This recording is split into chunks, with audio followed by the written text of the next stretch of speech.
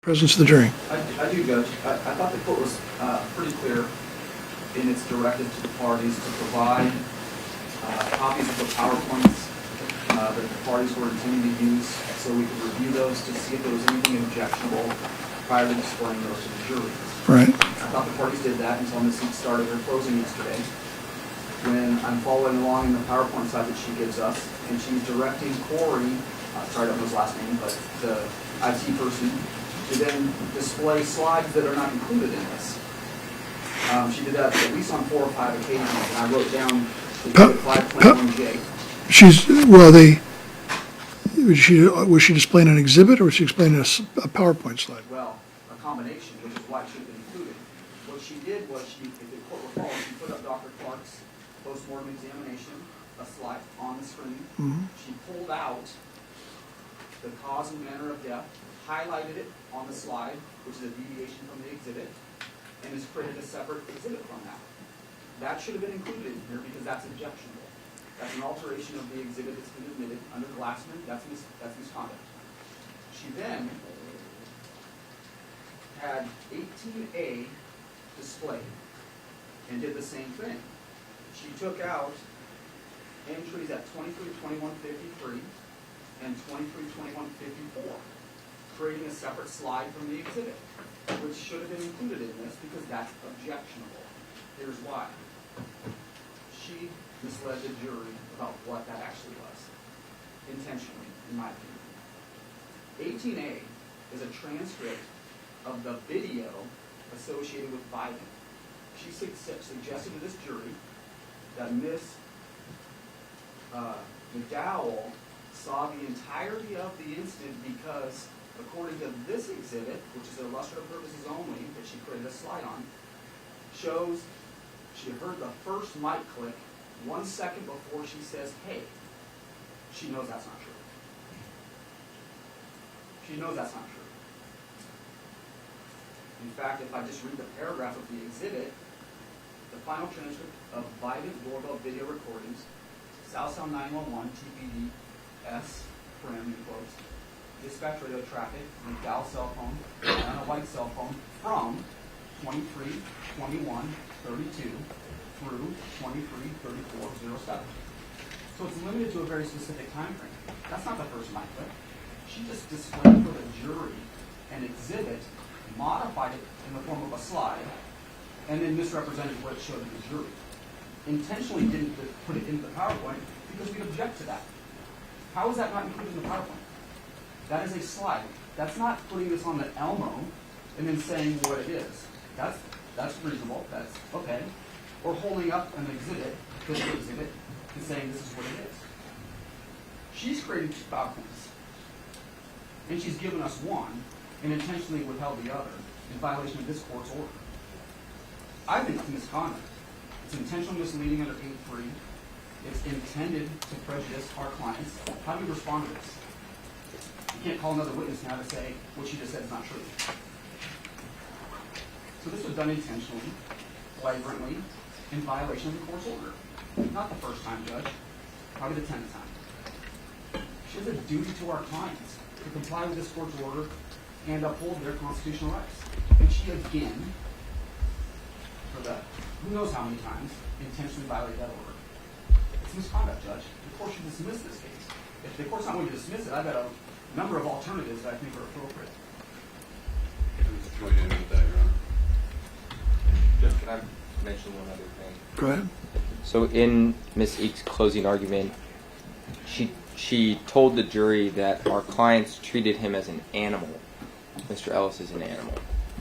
And I want to read to you the motions in limine from the state of Washington, from the Attorney General's office in this matter. The state asked the court to enter an order precluding witnesses and counsel from using racially coded language to describe Mr. Ellis' conduct. In particular, the state asked the court to exclude the word animalistic in describing Mr. Ellis. Appellate courts in Washington have repeatedly recognized that using animal analogies at trial is problematic. And this is State versus McKenzie, 21 Washington Ave. State versus McKenzie, 21 Washington Ave. 2nd, 722, and it's a pin site at 730, 508.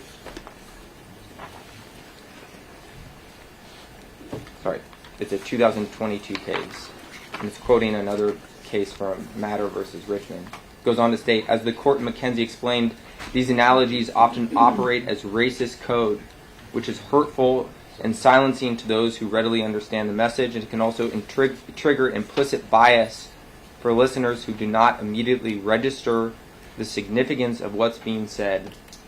Even when an animal analogy lacks racial connotations, it can send a dehumanizing message. And that's at Richmond, 16 Washington Ave. 2nd, 755. The word animalistic is both racially coded and dehumanizing, as it invokes the pernicious stereotype of the bestial black man, which is a myth deeply embedded in American culture that black men are animalistic and inherently criminal, among other negative traits. It goes on to state, the legal scholars have theorized that when attorneys reference animal imagery in describing people of color, and black men in particular, they trigger commonly held stereotypes and prejudice.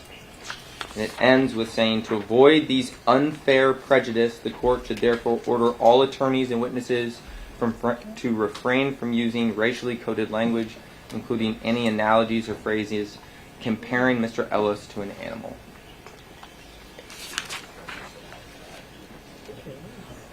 And you join in that as well? Thank you, Your Honor. Okay. Ms. Eakes?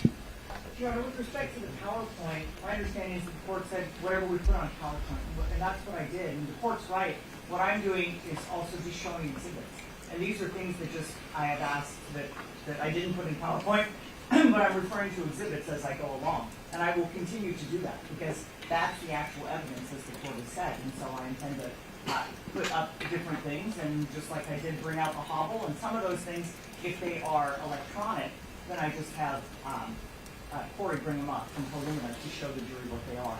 So that's what I put in the PowerPoint, the slides I was going to use. There's two different things going on here. I'm using a PowerPoint. That's what I'm clicking through, and then I'm asking him to bring up actual exhibits. Well, I think the argument is it's not an actual exhibit. It's a modified document that amounts to a PowerPoint slide. But it's not. It's the actual exhibit, and then I'm just highlighting different parts of it. I mean, it's no different than if I... It's an edited exhibit. It's what? It's an edited exhibit. Well, it's not intended to be an edited exhibit. It's like, it's a document, so I put it up, and then I pull out a certain part of it, just like you would with an instruction or anything else. That's all that it is. Just pulling it out to highlight certain parts of it, so that as opposed to just looking at a big document like that. With respect to what I said about it, in 18A, I didn't say what counsel said. What I said about the mic click is that I told them that 18A was illustrative, right, so they don't have it back there. I said that 18A was the transcript of all from the sync of all of the different audio evidence in the case. And then I used 18A to just show the location, and I used it along with 33, I believe it is, 33A, to show the different, when the timing was. So the mic clicks, and 18A shows, I mean, they've had it all along. It includes the entire dispatch. And what it shows is that the dispatch, or the first mic click, happened after Ms. McDowell started her video. That's what I showed the jury, using all of those different exhibits. Because that's what those exhibits show. They show that from 18A, it shows 18A was an illustrative also. Grant Fredericks used it to show what time Ms. McDowell started her video, right? Which is something they could do if they just watch 443 as a sync, but you have to like watch the little number in the corner and follow it all the way through.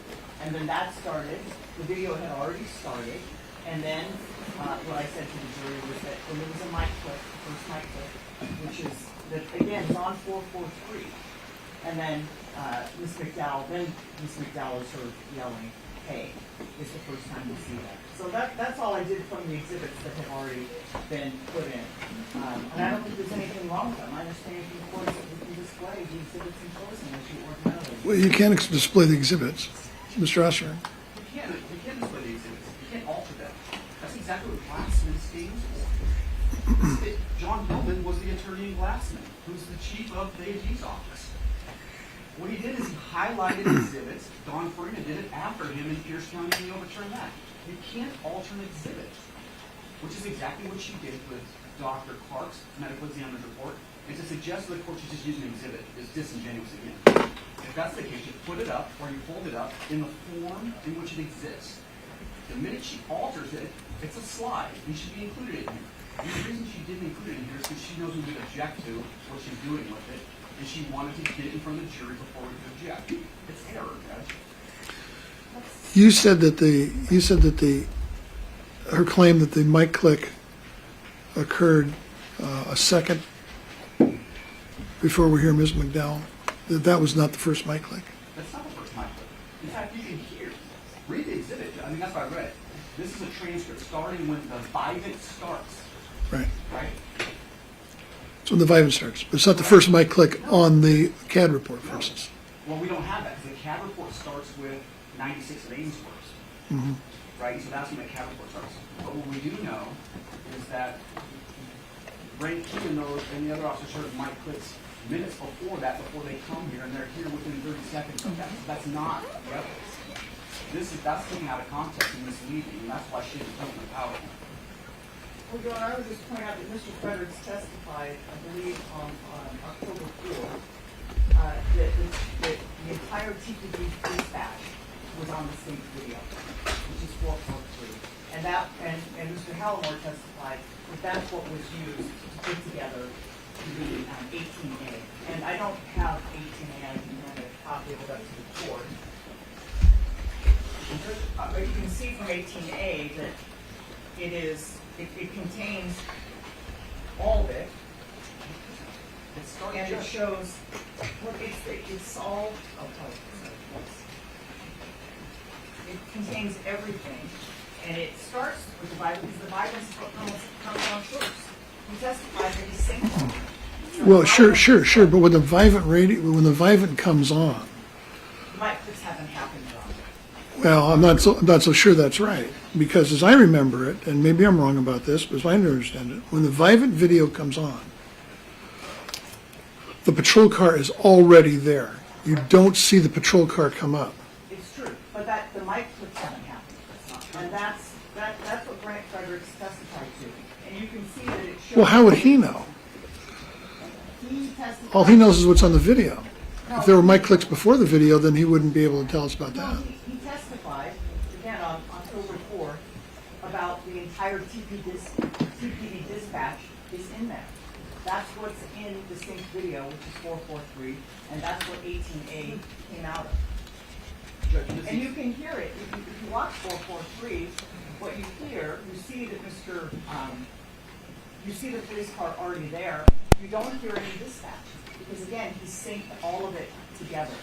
And then you hear the dispatch after that. Judge, all you gotta do is look at 18A. Ms. Eakes is trying to mislead this court like she did the jury. It starts the transcript at 23:21:42, which is when the Vivint video starts, which is why the first entry says source, Vivint, Yes. 23:21:42. Right. That is not accurate. And that was intentional.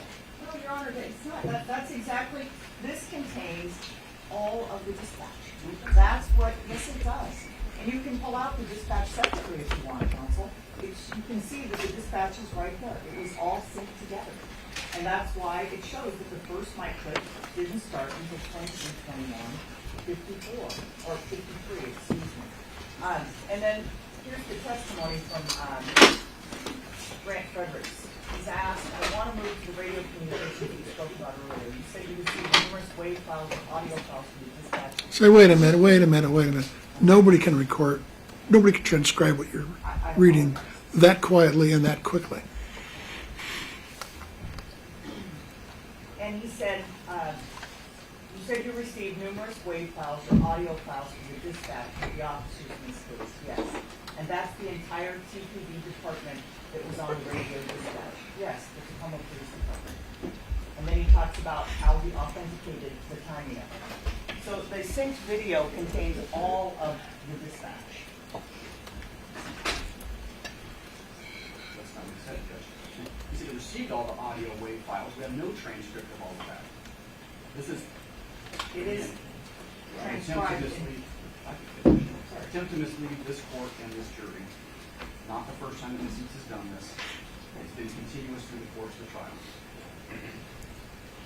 This is simply not true. I mean, the Mike Clicks argument, counsel, if they want to argue that there's something different, but this is what the evidence shows.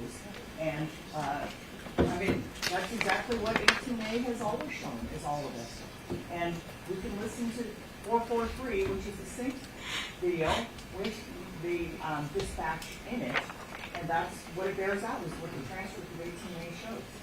That's all I talked about.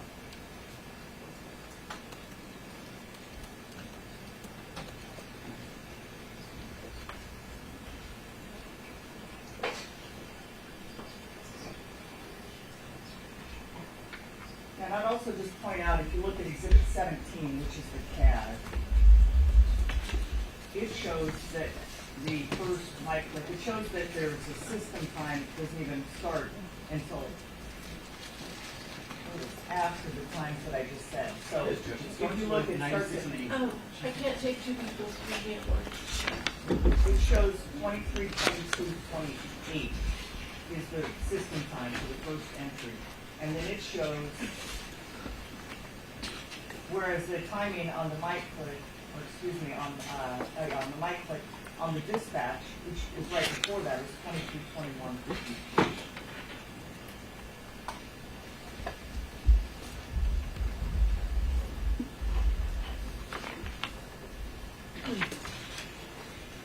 Well, what time was 96 in Ainsworth? 96 in Ainsworth is on, if you look at the same, it's at 23, 22, 14 on Exhibit 7 on 18A, and the CAD 17 starts with that entry. Again, the mic clicks aren't notifying CAD of an incident, they don't know what it is, so it's not contained in there. And this representation by Ms. East is not actually accurate, and she knows that.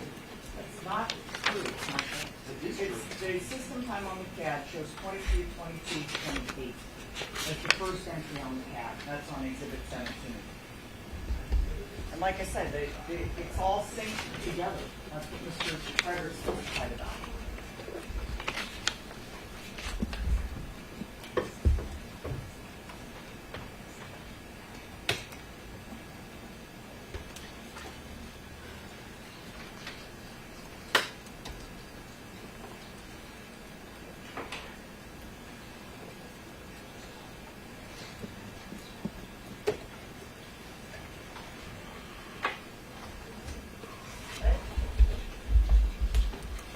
But wasn't 18A actually created by Mr. Hallamore? It was, Your Honor. It's created by Mr. Hallamore. He testified from the synced video after all the timelines had been synced by Grant Frederick. That's what the sync timeline is about. But Exhibit 18 is supposed to be syncing the audio from the video sources. It is syncing the audio, the video, and the dispatch. That's what Grant Frederick testified to. He used all of those sources, the audio. Well, that isn't who matters. What did Hallamore create this from? No, Hallamore said that he created it from the sync video.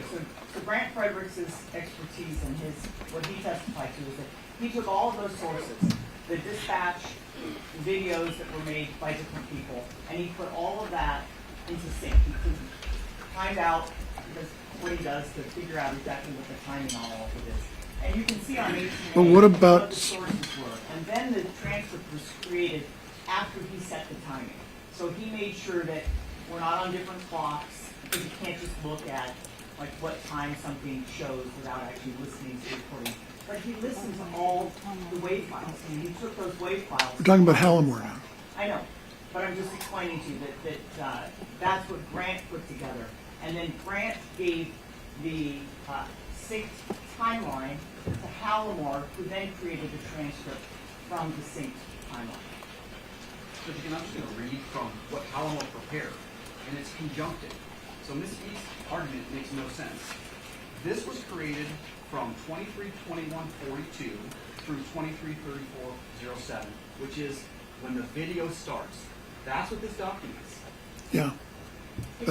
That's my understanding of it too. He was providing us with a transcript of the audios from the videos. He wasn't trying to give us an audio of anything other than the videos. He was, Sean, as you can see on 18A, it says dispatch is the source. And again, that's all from the synced audio. Where it says DIS, That's from dispatch. And Yeah. what you hear in the sync timeline is all of it together in order to create one complete picture of how it's all happening in real time together. That's what the testimony has been. And you'll see throughout here. See, different sources picked up different things. You can see that there's dispatch again on page 2 repeatedly. So it's dispatch yeah. combined with the videos, and it's all in the sync timeline after it's all been aligned by Grant Fredericks. But Hallamore didn't say anything about trying to get any dispatch prior to the video. No, it says from the time the video starts. Yes, there's different sources for dispatch. From the time the video starts. That's not what she represented to the jury. Your Honor, again, Grant Fredericks testified, he put together the sync timeline. All that Mr. Hallamore did was use the sync timeline, so we have the timing on everything in order to put together the transcript. But it included the dispatch, and that's what Grant Fredericks From, but not from any time before the video started. No, it was. He said all of it is in there. All of it is in there. And he can come in and tell you that it's all of the, and he got every wave file the dispatch had.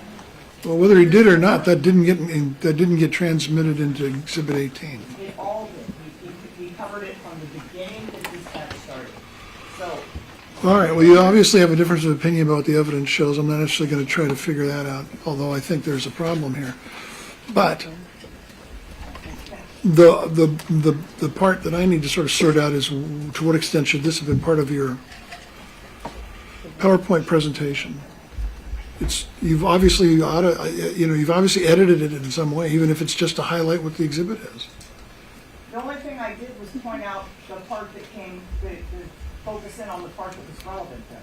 Well, I would say don't do that anymore on a PowerPoint slide.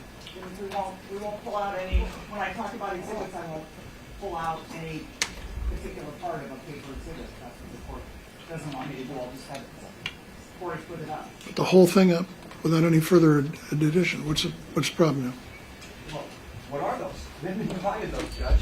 Are we running the same issue again? That's what the court directs us to keep these things. Well, presumably it's not going to be in the form of any kind of a PowerPoint, so it's going to be just the projection of the exhibit itself, without any other elaboration or illustration or notes in the margin or anything else, right?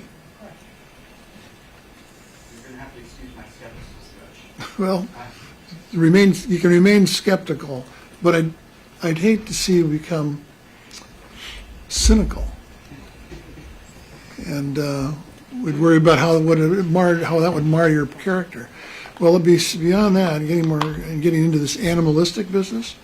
Just one Well, okay, thing on this, though. yeah, He's now already done that in front of a jury. I understand that. And so, You're going to be able to point it out.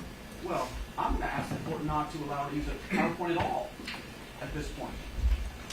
She set up an argument, but it's clear to me this was directly at odds with the directive of this court to provide this information. She knew that.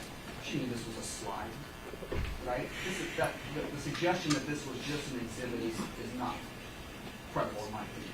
And so make her arguments then without this, so we don't run the risk of then prejudicing my client yet again in front of the jury with misconduct by Ms. Eakes. Is that a reasonable thing to do here, Ms. Eakes? No, Your Honor. I mean, again, I gave the slides, and I understand what the court's saying about pulling up exhibits. I did them differently, like I said. A combination of using the actual exhibits, because I find it more persuasive to show the jury the actual exhibits that are in there as opposed to necessarily putting them on the slide. And I understand what the court's saying. I think if you look at the rest of my slides, these are all just statements of testimony. I'm just looking back, pictures of people and statements of testimony. I mean, I guess that slide, one of the slides on the instruction 37, I can take out the highlighting. Nobody raised any objection about that, but that's from an instruction that I highlighted the key language. I don't know if the court finds, the defense finds that Because they don't have objectionable. instructions. You can do that with instructions. Those aren't exhibits. When you do it with exhibits, our Supreme Court's been clear under Glassman and a lot of cases that came out of it. That is I conduct. can't take it. That is error. That's prosecutorial misconduct. Well, And I'm just looking to make sure that I don't think there's any other things that show any sort of a, well, I'll let you continue with the PowerPoint. If it happens again, I may change that rule. Now, what about the animalistic business? I mean, when the moment Mr. Conrad mentioned it, I smiled a little bit because I certainly remembered the motion, right, and, even before he mentioned it, as soon as he said the word. right, and that was a reference, that was a motion that we made to try to eliminate from the defendant's statements that they referred to Mr. Ellis as making animalistic noises. And as the court recalls, the court rejected that motion, we didn't grant it. Yes, but do you remember why? Because you said you didn't want to edit any testimony. Yeah, if that's how they describe it and that's how they say it, I'm not going to tell them how to say what they think they should say. Correct. But this is now coming out of your mouth, not a witness's mouth. But the cases are talking about. If it was coming out of counsel's mouth, would I have felt different about that motion? Sure I would have. Well, I think that the cases that counsel's talking about is when you're talking about referring to defendants as animals. Defendants Right. of color. That's not what I did. I referred. No. But isn't the inverse of this right? What's going on? You're effectively depicting the persons who would treat someone as an animal as bigots. Well, I didn't think that that's what we're saying. I'm using the term animal because that's also the way they describe them in the statements. No, they didn't say they treated him that way. They said they heard noises like I'm that. sorry, right. Repeat that. But again, I didn't get it. They didn't say they treated him like an animal. They said they heard noises. right. It's closing argument, Your Honor, and I think it's a fair inference from the way that they described him and the fact that they described him using animalistic noises, that they were treating him like an animal. And you also have the issue of the way that he's restrained. So, that's why I think it was a fair reference to they treated him like an animal. Well, I thought at the time I heard it that was extreme. Did it twice, Your Honor. She also said homicide twice. Those are pretty obvious. You ruled that if it's used minimally, if at all. Right. And I'll say, I don't believe in my client's statement that he used the term animalistic. I don't think that there's been any witness that has testified to being animalistic. That was something that I think one of the witness officers said that wasn't ever called. I'm not sure that there was any testimony about that. I believe it was in some defendant's statement, as I recall. Might be With wrong. respect to hogtie, I mean, Officer Ford testified that hogtie and hobble are synonymous terms. So, We were going to try to avoid the word hogtie, though. That's true. And I thought we'd agreed on 4-point restraint. well, my understanding, Your Honor, is that those motions related to the testimony and us not raising that term independently if a witness could use it. That's what the witness objected to, was the idea that we would put that word in front of a witness who hadn't used the term themselves, not for closing argument. That's exactly what the motion was. Is that if a witness were to testify to that as to trying to describe, the court wouldn't take issue with that. But if counsel were to bring up that imagery, I mean, this is from their own motion that legal scholars have theorized with when attorneys reference animal imagery in describing people of color, and black men in particular, they trigger commonly held stereotypes and prejudices. And that's exactly what the purpose... They wrote this motion, and then they go and do it in closing argument. They know exactly what they're doing. They're trying to invoke prejudice and stereotype against our clients. It's absolutely improper. It's another instance of the state completely being improper in this case. I mean, it's another basis to dismiss this matter, given the way that they've been handling this case. We represent also a person of the minority community. And now she's referencing animal as if he's treating another member of the BIPOC community as an animal. It's particularly prejudicial to our client, and it's completely uncalled for. Right. Although I do think Officer Collins did use the word animal noises in his statement. Well, I said I could be wrong on that, but again, that doesn't. The court's ruling was don't edit the testimony. That's what it was. I mean, they moved to admit it. There's nothing we can do if that's how he described it. I don't think our client described it in that way. No, I think that was the only one I noted who had made the word animal noises. But After that, the only references I've got to animal are the ones made in closing argument by Ms. Eakes. Ms. Eakes also said they treat him as less than human in closing. I mean, this is completely improper argument. It's appealing to prejudice and bias, and they know it because they did their own motion on it. And now I'm using their own motion to prove that point, and now they're saying, oh wait, never mind. So either Miss Eakes is being racist by referring to him in that way, exactly as her motion suggests, or she's trying to invoke racial stereotypes against our clients. I mean, either or, it's a huge problem. Here, I believe that Officer Rankin's statement implies he refers to Mr. Ellis making animal. I don't know. Anyway, it was said, but that's different from being treated like an animal.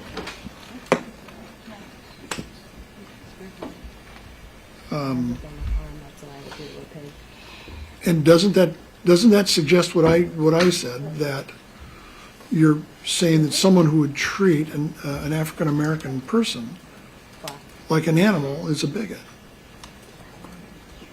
I don't think that's obviously not what the state's implying. We haven't talked about race at all in this case. Until you imply it this way. Well, I only use the term that is in the statement. You may remember these cases that counsel's talking about where it was used in no less a indirect way and was found to be problematic and or potentially reversible error.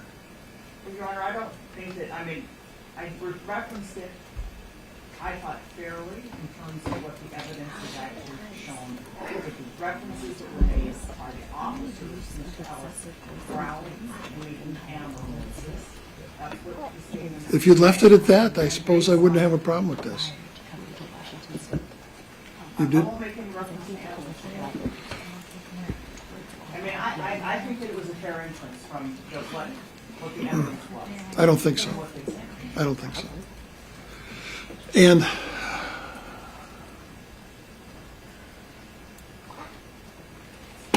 you're really pushing the boundaries on this.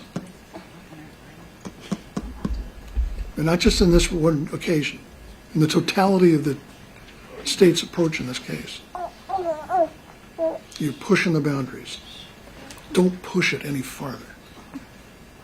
Please. Let's have the jury.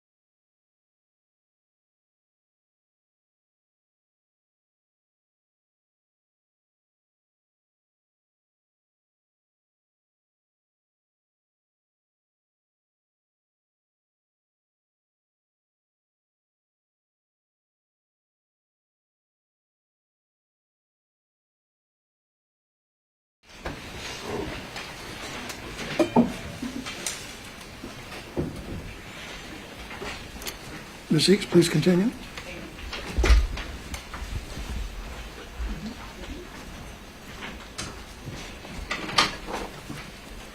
Good morning. When we left off yesterday, I was talking about the civilian witnesses and what the civilian witnesses said happened. And as you know, those are 3 of the 5 witnesses who were at the intersection at 96 and Ainsworth. But you also have the accounts of defendants Burbank and defendant Collins and what the statements that they gave. And as you heard, they gave statements 3 and 6 days respectively after these events. They gave these statements before they knew that there would be witnesses who would testify in this case who had seen these events. And they gave the statements before they knew that there was audio that captured some of what happened at 96th and Ainsworth. And what did they say happened?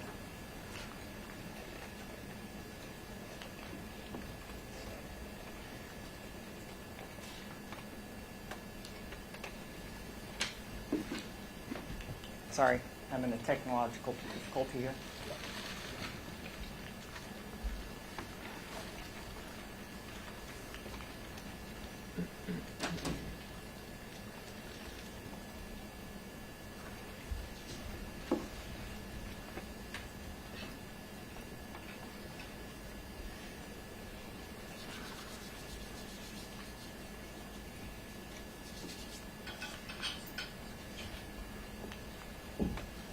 Oops.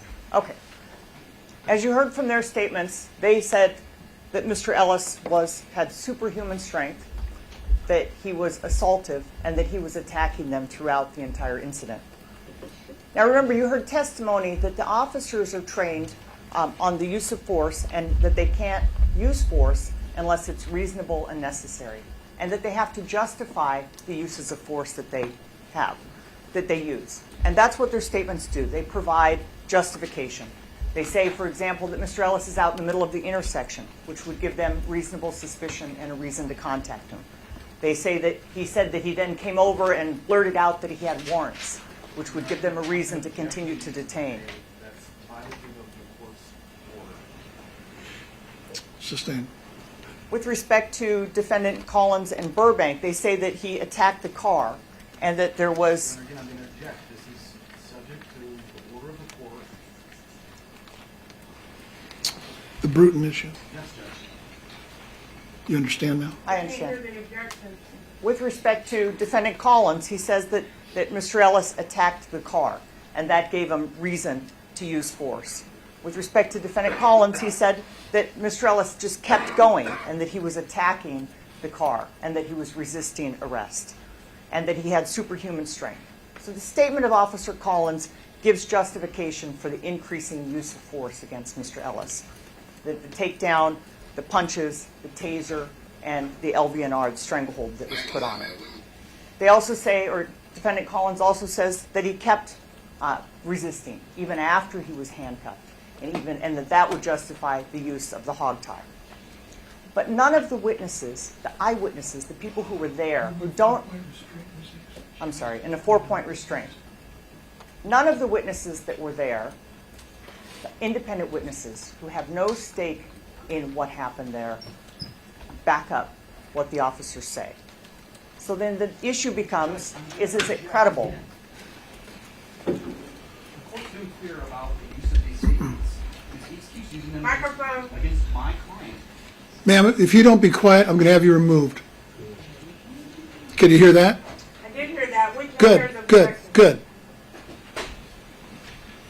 Mr. Rosser. Judge, this is a direct violation of the Bruton issue. She's using another witness's who's not testified statement against my client. Be careful, Ms. Eakes. I will be.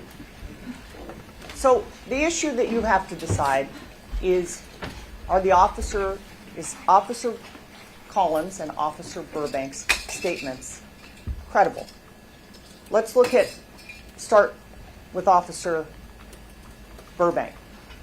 Now, you have as evidence Exhibit 112, which is the recorded statement that Officer Burbank gave.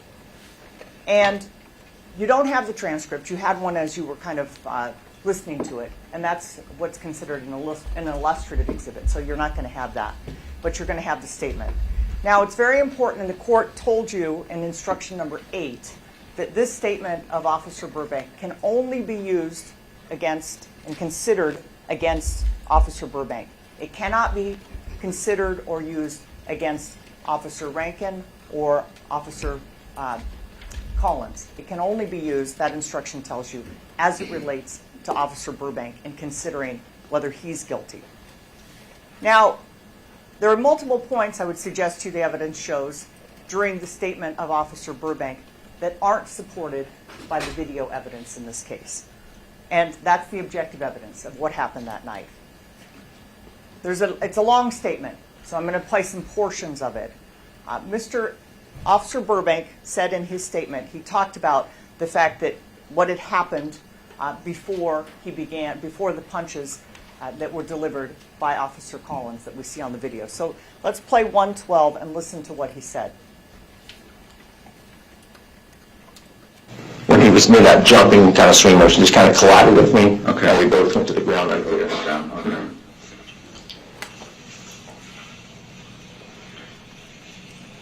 Okay. When he was swinging, were they connecting at all? Do you remember? I was getting struck. I remember distinctly getting hit one time in the mouth. I just remember getting hit in the mouth, and I don't really remember it affecting me that much. And then just kind of strikes all about. They were, like I said, they were just really wild and unaimed strikes. It was just complete flailing with his fist. Okay. And then you both go to the ground then? Correct. After I went to the ground, I'm not certain that the suspect was able to actually get back up or he was still on the ground because it obviously knocked me to the ground. And once I kind of regathered myself and picked myself up and realized what was going on, the suspect was on the ground on his back with Officer Collins pinning his upper body down and was delivering strikes with what looked like his closed right fist or a right elbow to the suspect's face. So what you hear in that clip of the statement is that before that part that you see on the video where Officer Collins is mounted on Mr. Ellis and he's punching him in the face, Officer Burbank says that Mr. Ellis had jumped up while swinging at him, that he had collided with him, took him to the ground, and then you see that. So let's take a look at the exhibit, which is Exhibit 440, the video, and we're going to play the first 5 seconds of it and see if what he says is corroborated by his statement. This is the portion.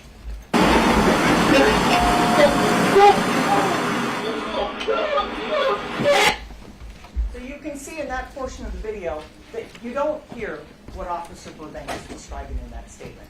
You don't see Mr. Ellis up knocking him to the ground. Now, you'll recall that they testified, Officer Collins testified, that based on this video, that this was the part that showed Officer Burbank being kicked back or knocked out of the picture. You can go back. Now, you can watch the video yourself and see what happens in there. But you also heard the testimony of Grant Fredericks. And he was the video forensic expert who testified as the first witness in the case. And he testified that he analyzed that section of the video. And as you'll recall, we kind of went through it kind of frame by frame. And what he said is that you can see, if you look back at that video, you can see Mr. Ellis, or excuse me, you can see Officer Burbank still on his feet as he moves back behind the patrol car. So can we go and play that again? Watch Officer Burbank.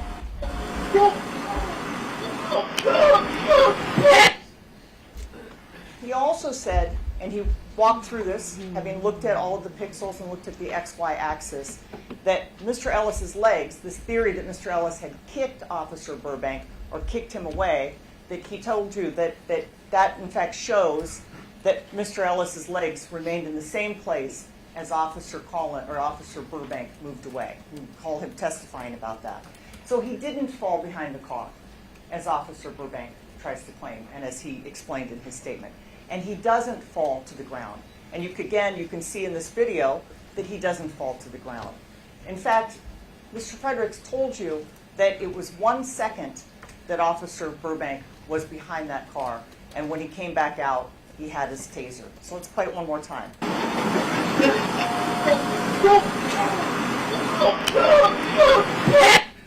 So it doesn't show. What it does show is the takedown by Officer Burbank that's not mentioned in his statement, and that he then backs out of the scene where he pulls his taser and he comes back into it.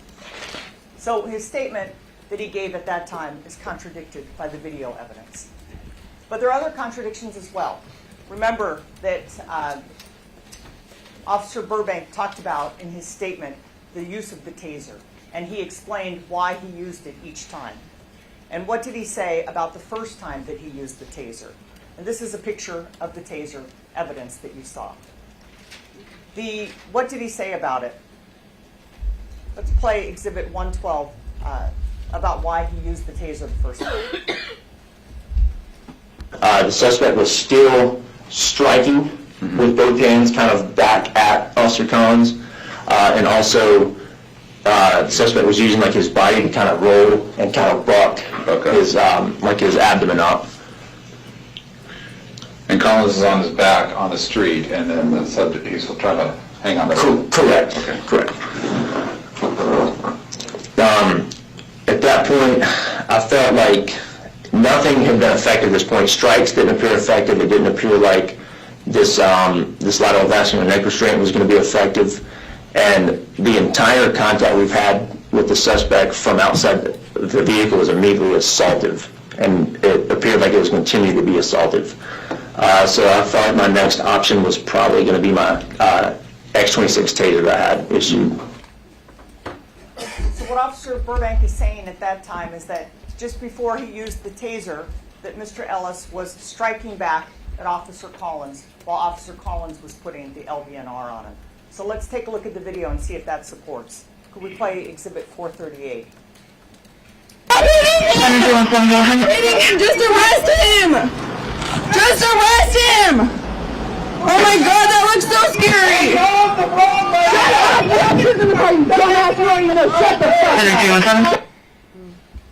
So you can see in that video, and you can play it again yourself, that there is no evidence that Mr. Ellis was punching back at Mr. Ellis or at Officer Collins at the time that he was having the LVNR applied to him.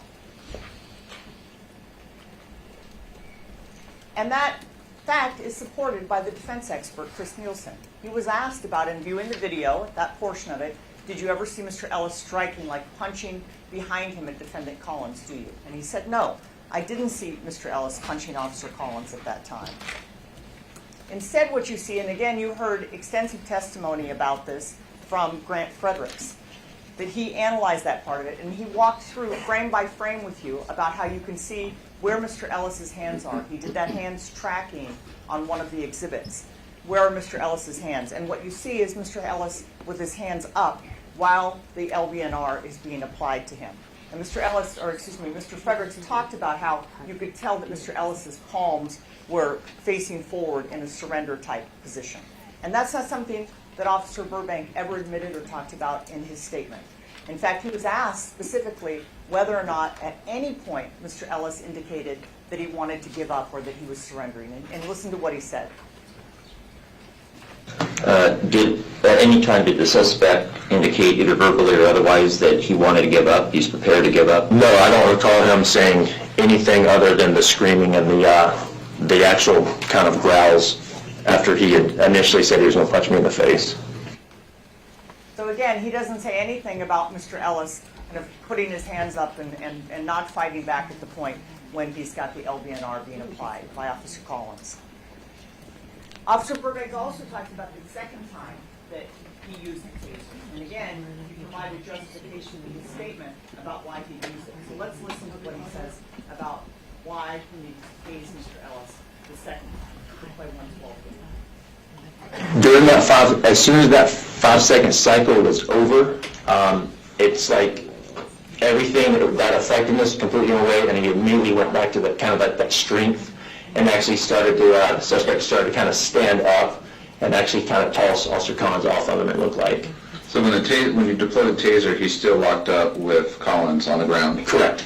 And it's you think a 5-second? Correct. I believe I gave it just a 5-second cycle. Okay. And then it was a effective and then it's not anymore, and then he's getting up. Right, as soon as that 5-second cycle had ended, it looked like he had regained that, the suspect had regained that strength and was starting to stand up, and actually Officer Collins was kind of losing that grip. I'm not sure if he intentionally gave up because of the taser cycle or what, but it looked like he was losing that grip. Okay. As the suspect's starting to stand up, I delivered a second taser, 5-second cycle of the taser, the same cartridge, which again was effective in stopping him and locking him up, and Officer Collins kind of was able to put him back on the ground for a third time onto the suspect's stomach. And I would say that Officer Collins and the suspect, they probably fell maybe anywhere between 2 to 5 feet, a little bit further southwest from where that second confrontation was on the ground, where he started to stand up. Okay. So again, what Officer Burbank said in that statement is that between the first and second taser, Mr. Ellis lost the impact of the taser, that he then started standing up with Officer Collins on his back, and that he hit him with the taser. They were so far up that when he hit him with the taser the second time, that they fell 2 to 5 feet onto the ground. So let's take a look at Exhibit 437. Now, 437 are the slides, and this was the PDF slides. Remember that Grant Fredericks testified and provided the slide for every capture that the video made at the time. And if we play slides, and that's 437, if you play slides 350 through 899, you can see that portion before the second. And again, let me just stop for a second there. You'll see the taser firing on the left-hand side before the second.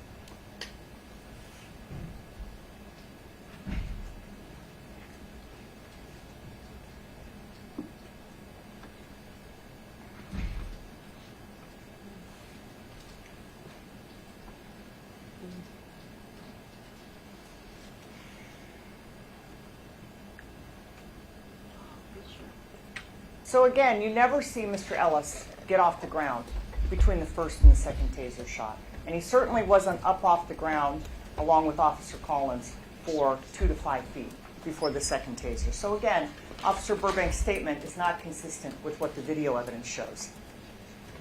But there's also other parts of his statement that frankly aren't on video. And keep in mind that Officer Burbank's statement, which again you can only use against Officer Burbank, or consider, against Officer Burbank, he admits that he door checked Mr. Ellis, that that's how things began, was with the door check. So everything that he describes after that point are things that you know the witnesses were there for.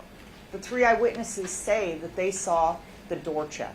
And so what does he say about things that happened that we don't see on the video? Let's play Exhibit 112, where he talks about after the door check. Okay. So as soon as the suspect got to his feet, and he focused in on me, I actually turned and ran. I would estimate probably 10 or 15 feet, maybe about a car length into the intersection, which was west, to kind of try to open that distance up and see if my next option was if this guy was continue fighting or try to resist or like evade us. As soon as I got that distance, I turned and the suspect was actually sprinting at me and was almost on top of me, and I realized he was actually coming at me to attack me. He wasn't trying to evade me or evade us. He was coming directly at me, still screaming, still growling. So as you heard in that piece, Officer Burbank claims that at some point after the door check that Mr. Ellis, he ran 10 to 15 feet off into the intersection. Mr. Ellis chased after him. And none of the eyewitnesses saw that. And when you look at the video evidence, none of that is on the video. So again, it's not supported by what Officer Burbank says. The video evidence and the eyewitnesses don't support what he has to say. So those are just a few examples of where Officer Burbank's statement is in conflict with both the video evidence, which is the objective evidence, as well as the eyewitnesses. That he had collided and fell down with Mr. Ellis, not on the video. That Mr. Ellis was striking Officer Collins at the point that he used the first taser. That in between the first and second taser, Mr. Ellis got up off the ground and was with Officer Collins on his back, and that he had 2 to 5 feet that he fell to the ground, and also that he was chased into the intersection. Those are just 4 examples of things that aren't supported by the video evidence and aren't supported by the eyewitnesses in the case. And what do all of those things have in common? What they have in common is that they make Mr. Ellis out to be violent in ways that you don't see on the video. That he sprinted after him, that he knocked him to the ground, that he was striking Officer Collins, that he was standing up and able to toss Officer Collins off of him. And why? Again, justifying the uses of force that you can see happened in that video. So you have to decide. Again, you are the people who decide what the facts are in this case. Do you trust what you saw on the videos? Do you trust what the eyewitnesses say? Or do you trust the statement that's being made by Officer Burbank? So let's talk about Officer Collins. He too gave a statement in this case. And that's Exhibit 110. And again, you don't have the transcript of what he said, but you'll have the actual recording. That statement was given 6 days after this incident. You heard the testimony about that. You also heard Officer Collins testify in this case. And again, his statement too is designed to justify the use of force. But frankly, it's not as detailed as Officer Burbank's statement. He says it was just more of a melee, and he doesn't provide the same level of detail that was given. Again, I'm going to object to the comparison with Officer Burbank's statement. Continue. And again, I just want to be clear. Officer Burbank's statement can only be considered with respect to Officer Burbank. So I'm not trying to imply in any way that that should in any way, Officer Burbank's statement, be used against Officer Collins or anybody else. That's what the instructions tell you. Now, you need to evaluate the credibility of Officer Collins. And you had an opportunity to see him testify, and you heard his statement. Now, if you look at instruction number 1,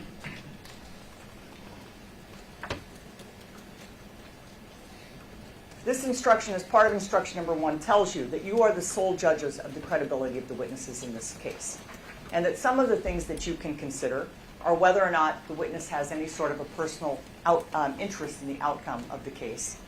You can consider whether or not the evidence, what they say is reasonable in the context of all the other evidence in the case. And you can consider the quality of the witness's memory. So what that's telling you is that you're going to have to evaluate Defendant Collins' credibility just like you would any other witness in this case. And you can consider what he said when he testified and whether what he said is corroborated. And I just want to point out a couple of things that came out when he was testifying that you should consider with respect to the credibility of his statements about what happened that night. You might recall that he talked about this incident at the St. James Apartments. And you might be wondering why questions were being asked about that on cross-examination. But you'll recall that on direct examination, Officer Collins explained that that incident is the reason why he used the LVNR on Mr. Ellis. He told you that it was that incident that he was having to deal with a person who also had excited delirium, who was out of control under the influence of drugs, and that he said that he was striking him repeatedly without any impact, wasn't stopping him, and that in fact he had kneed him as hard as he could in the groin, and that the individual had laughed. Now, he used that to explain that he realized at that time that he was going to have to use an LVNR on Mr. Ellis because of this prior incident. But what you heard is that that incident happened in 2017, and in the reports that Officer Collins wrote about that incident in 2017, he didn't say anything about excited delirium. He didn't say anything about having struck this individual repeatedly. He didn't say anything about having kneed him in the groin and that he laughed as a result of it. And he didn't say anything at all about an LVNR. So, again, you can consider the credibility of Officer Collins with respect to his explaining to you how that was somehow formative. But also another point that was raised is that he talked about the prior stop, the stop that happened just moments before the interaction at the intersection of 96th and Ainsworth. And you recall that he gave detail about that stop, about how it was two black women, they were in a car with a shattered windshield, broken windows on the car, that they said, one of them said, the driver said she had warrants, but that he didn't run their names, they just basically let him go without following up at all.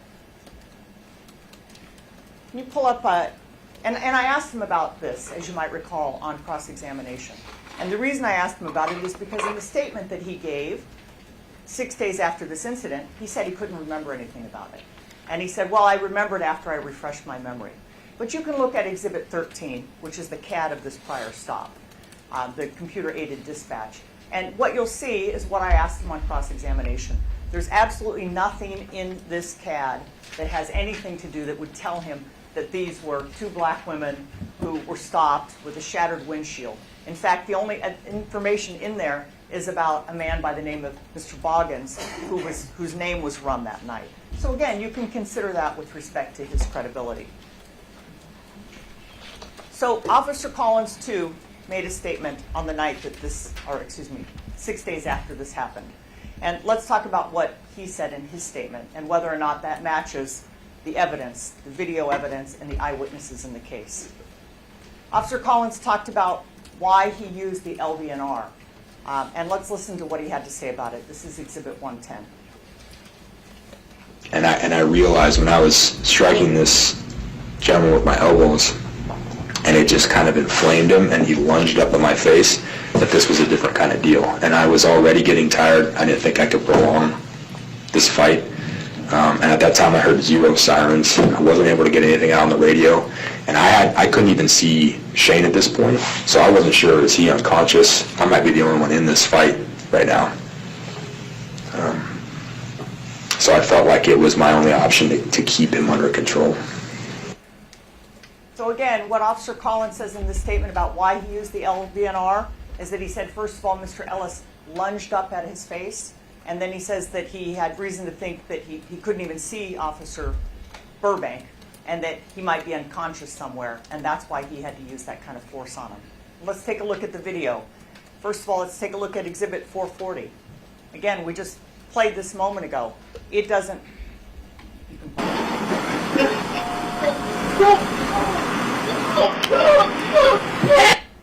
So you can see at that point, obviously, Officer Collins can see Officer Burbank.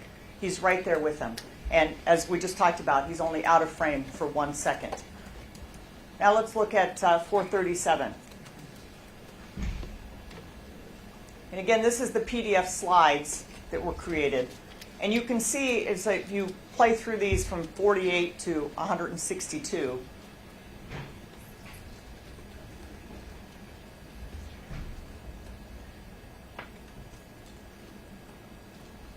we can see frame by frame what's happening at the point that the LVNR is being used by Officer Collins. You can stop there. And again, the issue is he's saying that he uses it because he thinks that Officer Burbank might be unconscious someplace and that he's in this fight alone. But you can see from that video, and from Mr. Cowden's video and from the PDF, that Officer Burbank is right in front of him the entire time, standing there with his taser out. There are other things in Officer Collins' statement, omissions, that I think are significant and that you should consider as it relates to Officer Collins' credibility in this case. And he said that in his statement that he never actually applied the LVNR. That Mr. Ellis, he doesn't say anything about Mr. Ellis going limp. He just says that he tried, but he never actually did it, and then he was tased. But you saw the video, and you heard testimony about this from Grant Fredericks, again, kind of going through that whole sequence with respect to the LVNR. And he testified that, in fact, the LVNR was applied for 7 seconds. Remember, we went through kind of frame by frame, and then he gave you the time, that there was 7 seconds. And that's how long even defense expert Mr. Nielsen says it takes to apply an LVNR and have it be effective. And it was effective. You can see it with your own eyes on the video. You can see Mr. Ellis go limp, and then Mr. Fredericks testified that Mr. Ellis did not move for 10 seconds. 10 seconds. It was effective, and it was applied, even though Officer Collins won't admit that he did that. And what else did Mr. Fredericks say about the evidence that's not in Officer Collins' statement? He testified that you could see Officer Collins' knee on Mr. Ellis' head and on his neck. He saw it twice for a total of 18 seconds, is what he testified to. And again, Defendant Collins never admitted that in his statement. What other things are not on the video? Defendant Collins talks about when the fight first started and what happened, the first physical interaction that he had with Mr. Ellis. Let's listen to what he said. This is Exhibit 110.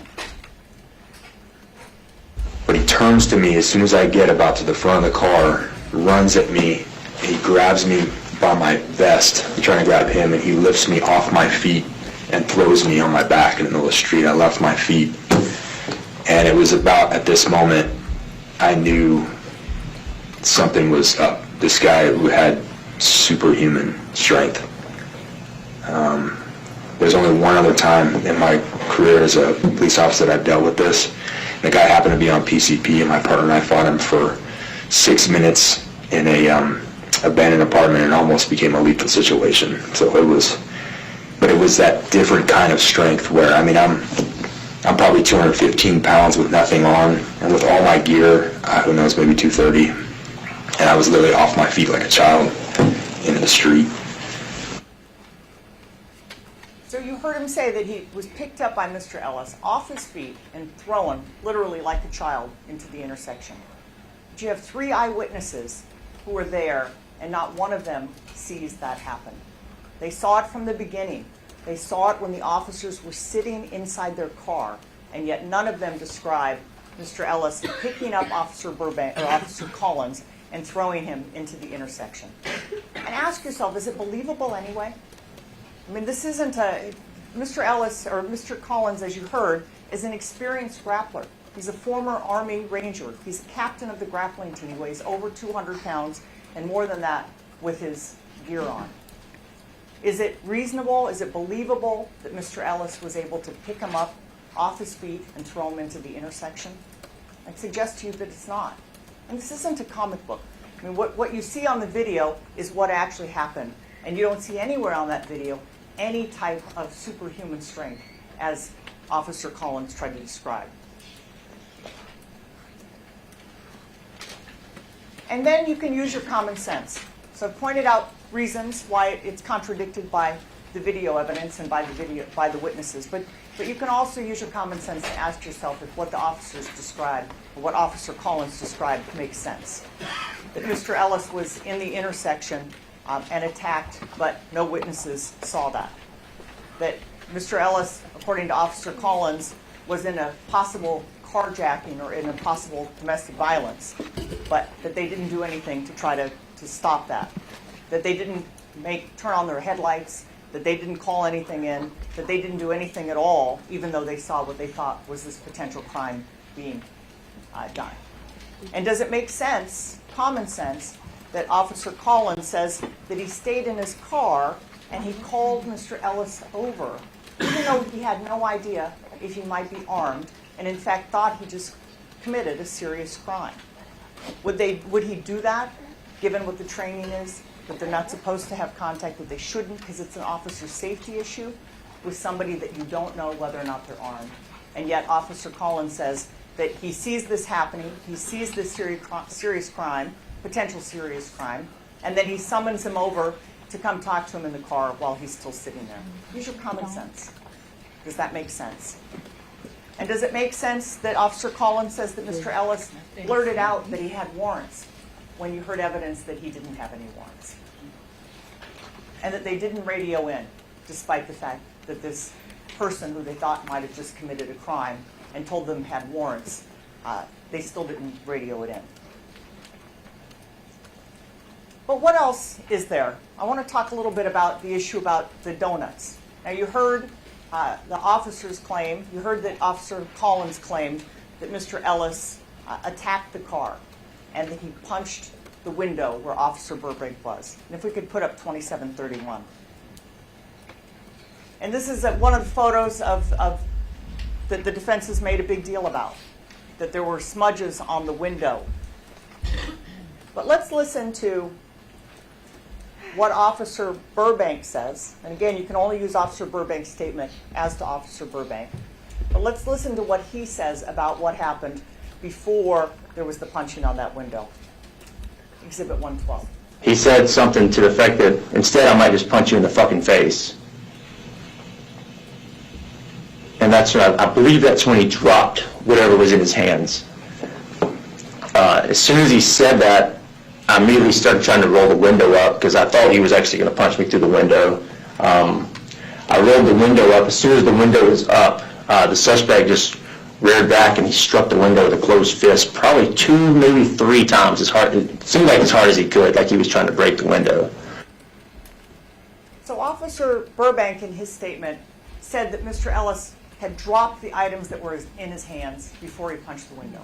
And there's been no claim by anybody that, by Officer Burbank, that Mr. Ellis had a donut in his hand or that he had donut powder on his hand. And you can see in Exhibit 160 that the donut box is closed. Stepped on, but you can see that it's actually still sealed closed along that left side there. So there was no testimony that there was any sort of spattering of donuts. Now also keep in mind that Officer Burbank in his statement, and again you can only use the statement with respect to him, says, and I didn't play this part for you, but he says that when he first sees Mr. Ellis runs out in front of the car that's turning to stop it and that he's waving his hands. But he also admits that he had donuts and this jug of water in his hands. And you can see how large it is. Does it make any sense that Mr. Ellis is out in the street with this water bottle in his hand trying to wave and stop the car? And don't forget, you heard testimony from the medical examiner, investigator, who said that he didn't see any powder on Mr. Ellis's hands and he didn't see anything on the window. But most importantly, when you evaluate the statements of the testimony of Officer Collins and the statement of Officer Burbank, is what is contradicted by 6 witnesses. And it's not just 3 that were actually there. All 6 of them, you heard from Sarah, Keon, Seth, Ayanna, and then Mr. Hayes and Mr. White, who were both called by the defense. And what they said, all of them, and agree, is that they never saw Mr. Ellis punch anybody, any of the officers. They never saw Mr. Ellis kick any of the officers, and they never saw Mr. Ellis hit any of the officers. At most, what they say is that Mr. Ellis seemed like he was trying to get away. Not that he was being assaulted, but that he was trying to get away. Or that he was struggling while he was on the ground. And that's consistent with what you heard from the testimony in the case about what would happen when you can't breathe and your breathing's being restricted. That you're going to flail around, just like as if you were drowning, to try to find a way to get yourself into a position where you can actually breathe. So the eyewitnesses don't support what the officers say. But there's one other piece of evidence that you should consider in evaluating whether or not what the officers say is credible. And that's if we look at the pictures of what happened after. So they say that Mr. Ellis has superhuman strength, that he's trying to kill them, that he's being aggressive, that he's assaulting them. These are exhibits that you'll have. If you look at exhibit, these are the pictures that were taken that night of Officer Burbank. If you can play or go through 210 to 216.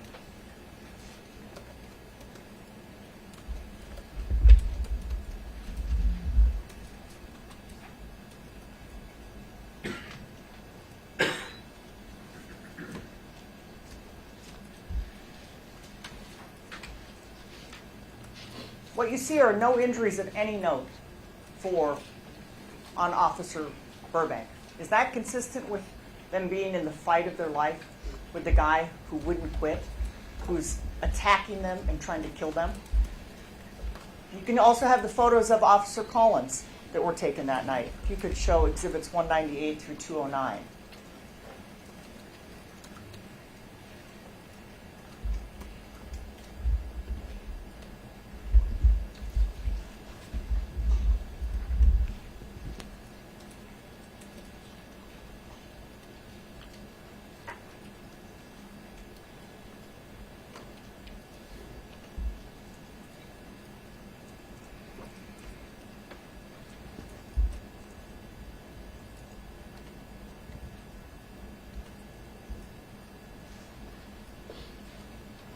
Again, no injuries of any note, and injuries that you see that would only be consistent with what you see on the video in terms of being on the ground with Mr. Ellis. But you don't see anything that's consistent with their description. And now let's look at the pictures of Mr. Ellis after the fight of their lives. Exhibit 271E. It's Mr. Ellis at the morgue, 181. You can see the injuries to his face, and you see the injuries to his hands, 263. You see the injuries inside his mouth, indicating that he'd been taken some blunt force injury to his, or blunt force trauma to his face, 290. So the probes from the marks on his body from the taser probes, 177. The injuries to Mr. Ellis's lower legs, 278. Again, the injury to his hands, 189. The injuries to Mr. Ellis's head and his forehead, and you can see the spit hood there, indicating that he was bleeding. 271L. Again, the other side of his face, and 260. Mr. Ellis had superhuman strength, and he was attacking the officers and winning the battle. Would he look like that? And would they look like what you see in those photos? All right, so let's talk again just for a minute about felony murder in the second degree. Again, you've got these instructions that explain to you what the unlawful imprisonment was, what the assault in the second degree is, and what assault in the third degree is. And these instructions define what those things are. The unlawful imprisonment relates to what the eyewitnesses say, that they saw Mr. Ellis walking on the sidewalk, that he wasn't doing anything, that he was checked by the door, and that he was then assaulted by the officers, and he was restrained, and you know that he was restrained. And if you conclude that the eyewitnesses are credible with respect to that, then Mr. Ellis was being detained unlawfully, which would be the unlawful imprisonment. But let's talk about the assault 2 and the assault 3, because that doesn't depend on whether or not they had a basis to arrest him. It doesn't matter necessarily if there was a legal basis. You heard from the testimony from Jack Ryan and from the other defense experts and from the officers, that they are trained that force still has to be reasonable and it has to be necessary. And Jack Ryan, as you might recall, gave you an example of if you had somebody who committed a murder and he had a gun, and he starts to run away, but then he stops and he puts his hands down, that you wouldn't be able to use force on that person, even though they had committed a serious crime, if they had given up. So any blow to Mr. Ellis, any neck hold, any restraint, 4-point restraint of him, if it's not necessary, then it's not reasonable and it's not permissible. Now, Jack Ryan, as you recall, was a significant witness, an important witness. And he's a law enforcement officer, former law enforcement officer, who testified that he had never testified against a law enforcement officer in a criminal case. Never. And he's been an expert witness on thousands of occasions. And he explained, he went through, as you recall, in some detail about the videos and what he said. And he specifically talked about the force, each act of force that was used. You recall that with respect to the punches, he talked about, that he said that once the attack ends and you've got him on the ground, you can't keep hitting him. So again, not justified unless there's actions by Mr. Ellis that make it reasonable. And you can see on the video that there isn't any action that would make it reasonable or necessary.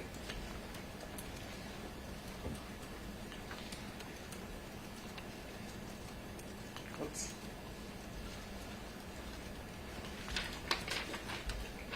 With respect to the LVNR, this is what he said. He was asked about whether or not that was reasonable and necessary. So he was asked, what you've seen in the video, is there any act by Mr. Ellis that would warrant the LVNR being applied? And his answer was no. We don't see at this point, we don't see any assaultive conduct. So again, not necessary, not reasonable.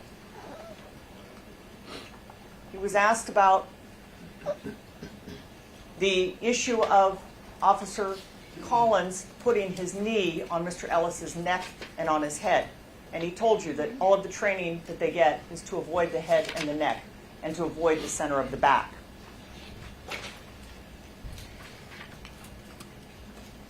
He was asked about the taser and whether or not the taser use was justified based on the videos. And he said that he didn't see any level of resistance or threat that would justify the use of a taser, which, as he pointed out, was a significant intermediate weapon. And even the defense expert, Chris Nielsen, admitted that with respect to the third taser, and he was asked this on direct examination, I believe, that if Mr. Ellis had just been laying there and hadn't put his hands behind his, and didn't put his hands behind his back and they tased him, he didn't think that would be appropriate.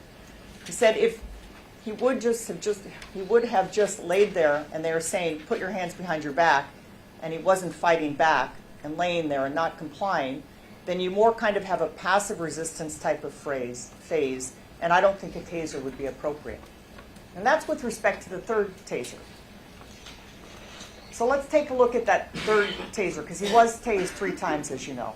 We can look at 443 at 59 seconds in. And this is the synced video that I talked about yesterday, all put together to align their timing.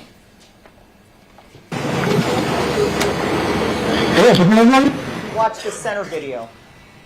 You do it again. Hands behind your back. Put your hand behind.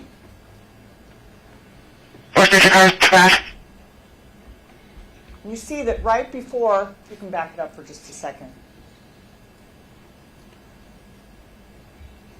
Right before that third taser shot is fired, and you recall that you had testimony from Grant Fredericks about this, Mr. Ellis was not moving. He was just laying there on the ground, not doing anything before that third taser was applied. So if you find that those uses of force were not reasonable, then, and by the definitions, you'll see that the taser would be an assault 3, and that the use of the LVNR would be an assault 2. And under that, that's instructions 11 and 17 talk about the assault 2. And it's important that on the instructions they tell you that the strangulation doesn't have to have been completely accomplished. Officer Collins didn't have to complete it. It only requires an intent to strangle. So if you conclude that those uses of force were not justified, those 2 would provide a basis for a conviction for assault, or excuse me, for the felony murder. So again, okay. So we'll take our morning recess for 15 minutes, ladies and gentlemen. Please do not discuss the case.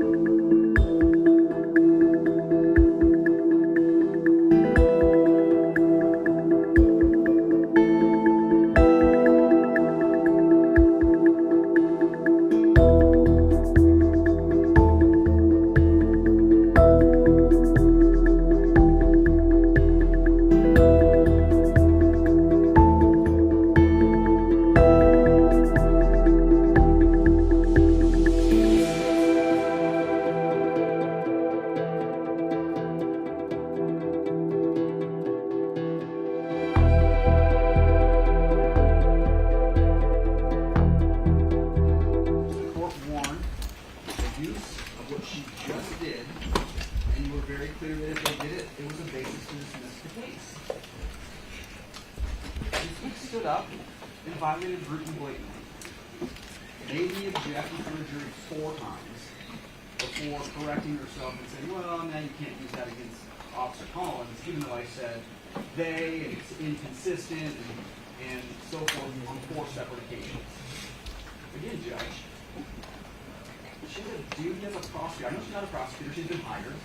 She still is acting as a prosecutor. She has to ensure due process for my client and the other defendants, and again, intentionally violates court's order after being told not to do it, and after last week telling them what the result would be if they did it, and she still did it. I don't know what to do anymore, Judge. I can't just keep objecting every time she violates the court's orders and prejudice my client. The court should dismiss this case, or end their closing arguments so I don't have to do this anymore in front of the jury.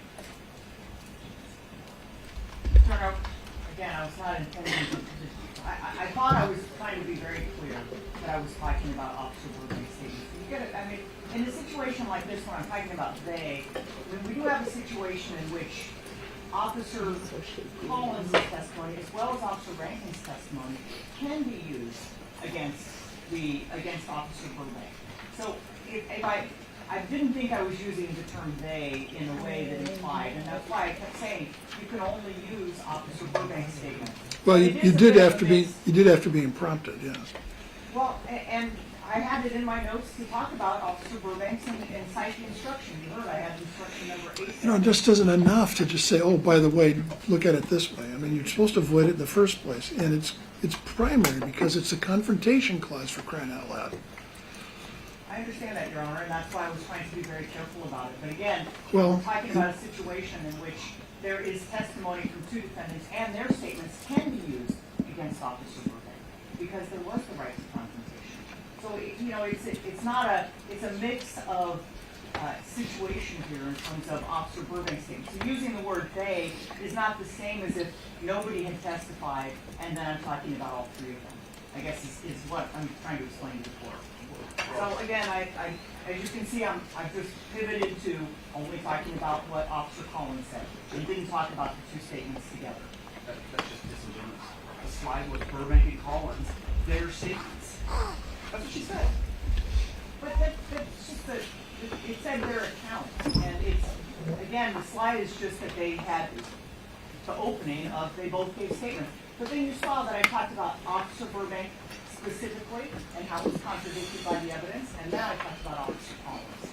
And I did that specifically so that I wasn't trying to, that there wouldn't be any implication that the statements that were made by Officer Burbank should be used against the others. That's the way that it's been, that I had it set up, and that I was doing that in order to address any group issue.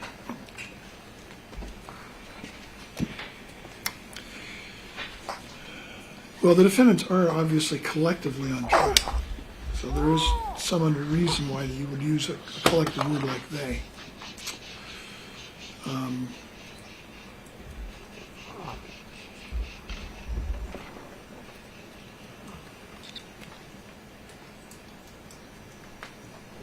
I'm not going to do anything further about it. I admonished Ms. Eakes in front of the jury, at least corrected her, and I think she's been better since then. But yes, we did talk about this. This was going to be a thorny, difficult issue for the defense, for the state rather, to navigate, and we knew that would be difficult. But they're under the obligation to do it. They brought the evidence in the fashion they brought it in, and they've got to live with the consequences. So we'll proceed with the jury.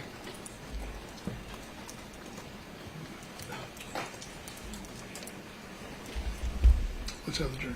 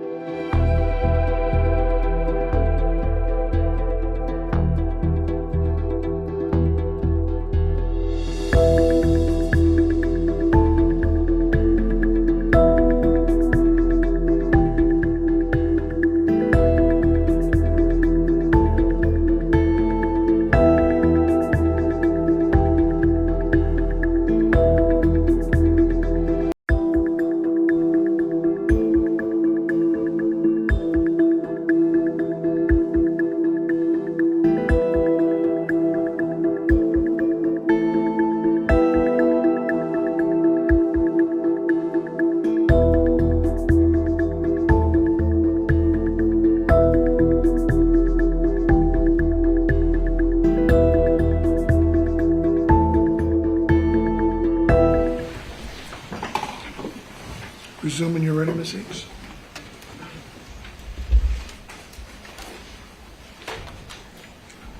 It was talking about felony murder, and as you saw that we talked about the instructions 34 and 35 earlier.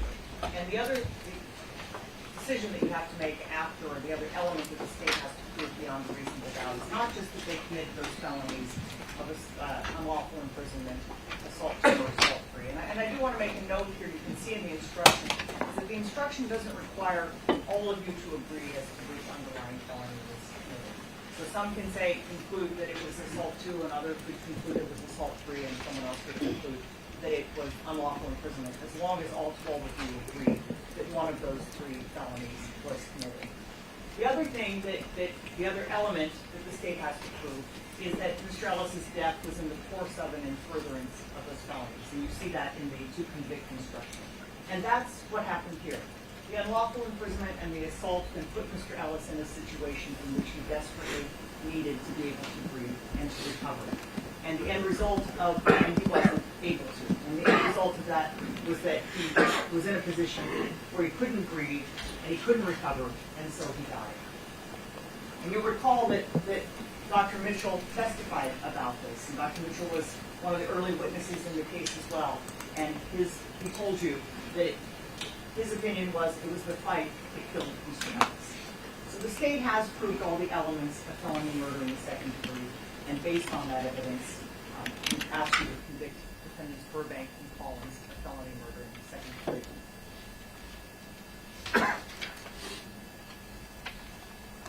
All right, I want to talk now about the manslaughter charge. And this is the charge that relates to all 3 of the defendants. This is instruction number 37, and that's the instruction that tells you about what felony, or what manslaughter in the first degree is. That a person acts reckless, a person is reckless or acts recklessly when he or she knows of and disregards the substantial risk that death may occur, and that this disregard is a gross deviation from conduct that a reasonable person would exercise in the same situation. Instruction 38, and there are subsequent ones, but this is what we call the to convict instruction.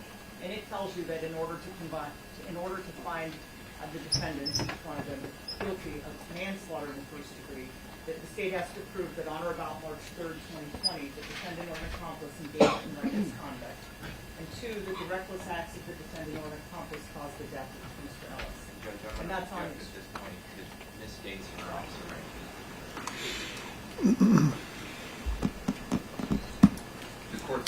I understand that. The business about an accomplice does misstate as to Officer Rankin, but she's got to be able to discuss the other defendants too. If she's being specific to those. Well, I guess we'll let her get there. I'm not going to say she's misstated anything at this point.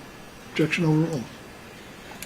So as I told you at the very beginning, the manslaughter charge really relates primarily kind of to the conduct after Mr. Ellis, not entirely, but most of it, after Mr. Ellis was under custody, once he was in custody, once he was in handcuffs. And the evidence just kind of at a high level, and I'll walk through this in just a second, is that the defendants were aware of the risk of death from positional asphyxiation. We heard testimony about that they knew that Mr. Ellis couldn't breathe.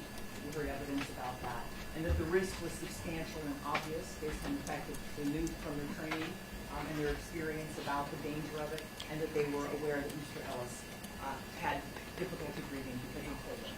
And that despite that, he was held in a prone position with weight pressed on his back, that he was restrained in a way, a 4-point restraint, that also impeded his ability to breathe. And that wasn't reasonable, and that was reckless conduct. All right, so I want to just talk for a minute about the caretaking function, because and the caretaking obligation of the defendants. And you've heard testimony about this from the witnesses, and specifically from Jack Ryan. That when somebody is in custody and care under control, that they are in the care and in the custody of the police. And that makes good common sense. Again, because once you're in custody and you're restrained, you're not able to take care of yourself. And so there's an obligation by police officers to ensure that somebody's health and to attend to somebody's health once they're in custody. They're taught, you heard the evidence, specifically to look out for breathing issues and to take into account account that they don't know what kind of underlying medical issues somebody might have when they're dealing with them. They don't know whether or not they have heart issues.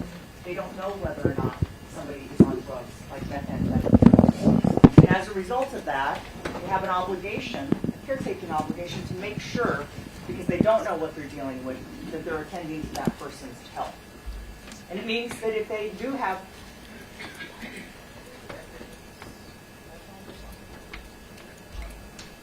I'm sorry. The juror's raising her hand. Oh, I'm sorry. What? Someone's making Patty needs to turn on her mic. Oh, I'm sorry. Her mic isn't on. One of the jurors just alerted me that somebody in the back was waving about. I turned it on. The camera can't hear. It's on. It's on. When we're in session, I don't want to hear from any of you. Is that clear?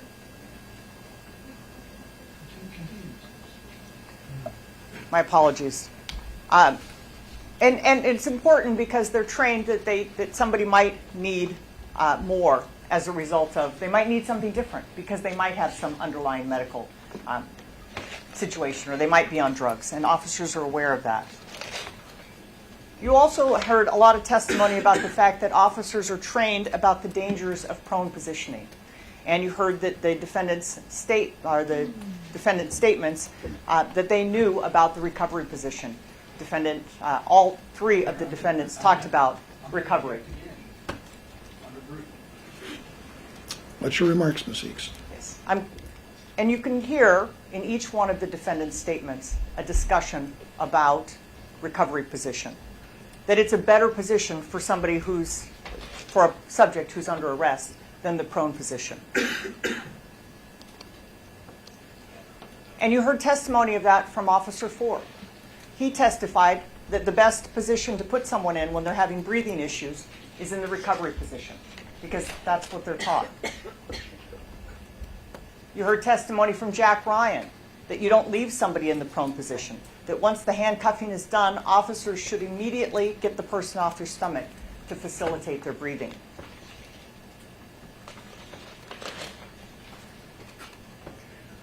Officer Ford, when he testified, confirmed that when he was asked specifically on cross-examination, when would you leave someone in the prone position?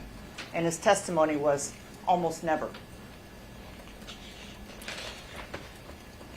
Jack Ryan, again, testified that even with no weight on their back, just prone restraint has been recognized through the years that you don't do that.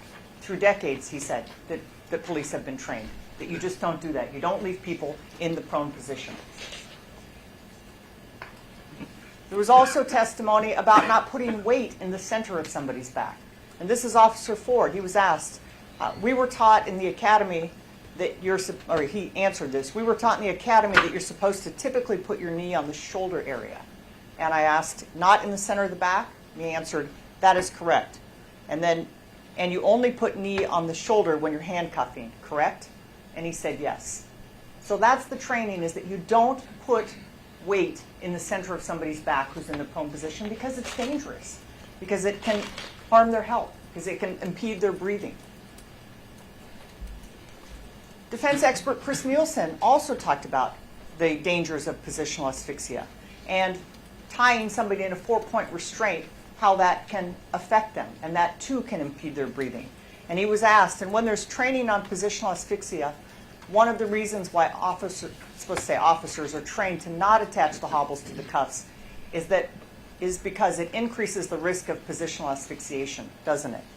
And his answer was, it could increase the risk, yes. Similarly, Jack Ryan was asked about the idea that you put somebody in a prone position restrained. And he was asked, why would you not leave somebody in a hog-tie position hobbled and in the prone position? And he said, because it will impair breathing. It's been trained to law enforcement for decades. And when Officer Collins testified, I asked him whether you were aware that there's a danger of positional asphyxia resulting in somebody's death. And he answered, correct. So the evidence is that the defendants were trained to understand that these were all risks. To put somebody, leave them in a prone position on the ground, to put weight on them and weight in the center of their back, and to restrain them in a 4-point restraint with all of their limbs behind their back could all impede somebody's breathing. And that's makes good common sense if you think about it. And if you're on the ground, on your stomach, and then you have all of your limbs tied behind your back, you really don't have as much area to be able to distribute the weight. It's forcing you to have your weight be primarily on your torso, which, as you heard from the medical witnesses in this case, is important because that's where your breathing function comes from. You need to be able to move your ribs, you need to be able to move your chest in order to breathe. So the defendants were trained in this. And then what did they know specifically with respect to Mr. Ellis? Now, these are the exhibits, and again, I'd encourage you to write these numbers down, where you can actually hear Mr. Ellis saying that he can't breathe. Exhibit 612, 614, and 659. And 612 and 614 are part of those Vivint, the doorbell camera, and 619 is from the dispatch. That you can hear Officer or Sergeant Lim calling in, and you can hear Mr. Ellis in the background yelling that he can't breathe. And when you listen to those exhibits, and we will in just a minute, you can hear on 5 different occasions over a 2-minute time period that Mr. Ellis said that he couldn't breathe. He said 8 different statements about the fact that he couldn't breathe. And on 4 of those occasions, he used the term sir. He wasn't saying it softly. He was saying it politely. And he was yelling it. I mean, it's picked up on a camera that's over 100 feet from where they were. You can look at that diagram. It's picked up on the camera where Ayanna White's house is. So this is not something that's being whispered. This is something that's being shouted and being said loud enough that it can be picked up there. So let's listen to it. Let's play Exhibit 612, the first occasion.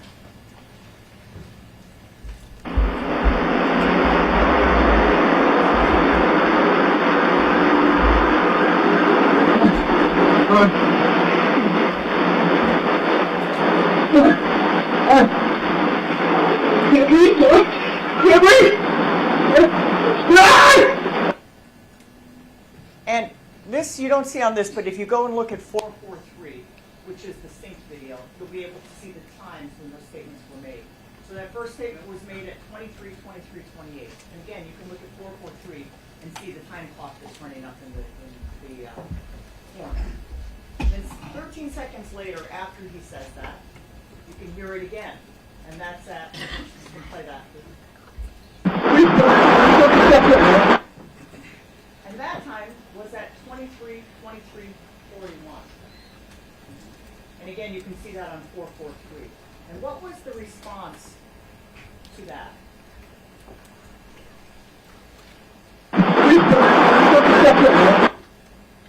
That's where Officer Collins says, "Shut the fuck up, man," in response to what Mr. Ellis is saying. So we go back to the other slide. You can see that that statement was made at 23, 23, 41. So again, 13 seconds later. And again, Mr. Ellis is not saying it softly. He's yelling it loud enough that other people can hear it. Now, those first 2 times when Mr. Ellis said it, only defendants Burbank and defendant Collins were present. And you saw that. There's just one car there. And after that, then defendant Rankin shows up. And Mr. Ellis, as defendant Rankin testified, Mr. Ellis was already handcuffed when he got there. And after he arrives, we hear, again, there will be evidence that the 3 of them, that there were 3 more occasions on which Mr. Ellis said that he couldn't breathe. So let's listen to that, Exhibit 614. So this is the second time. Now you can see Officer Rankin's car there.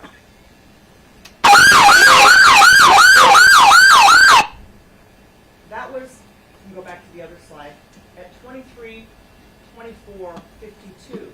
And again, you can see that on the sync video, is when Mr. Ellis said that he couldn't breathe.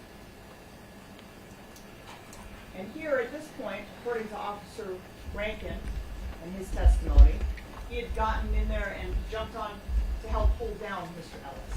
So he's holding him down at the point that he says that. Let's play 614 again the next time.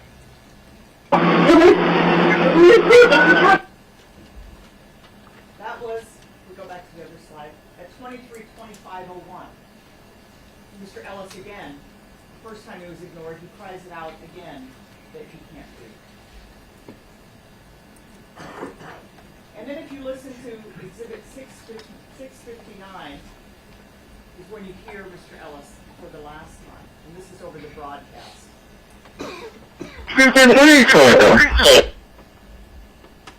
And that was, go back to the other slide, at 23:25:21.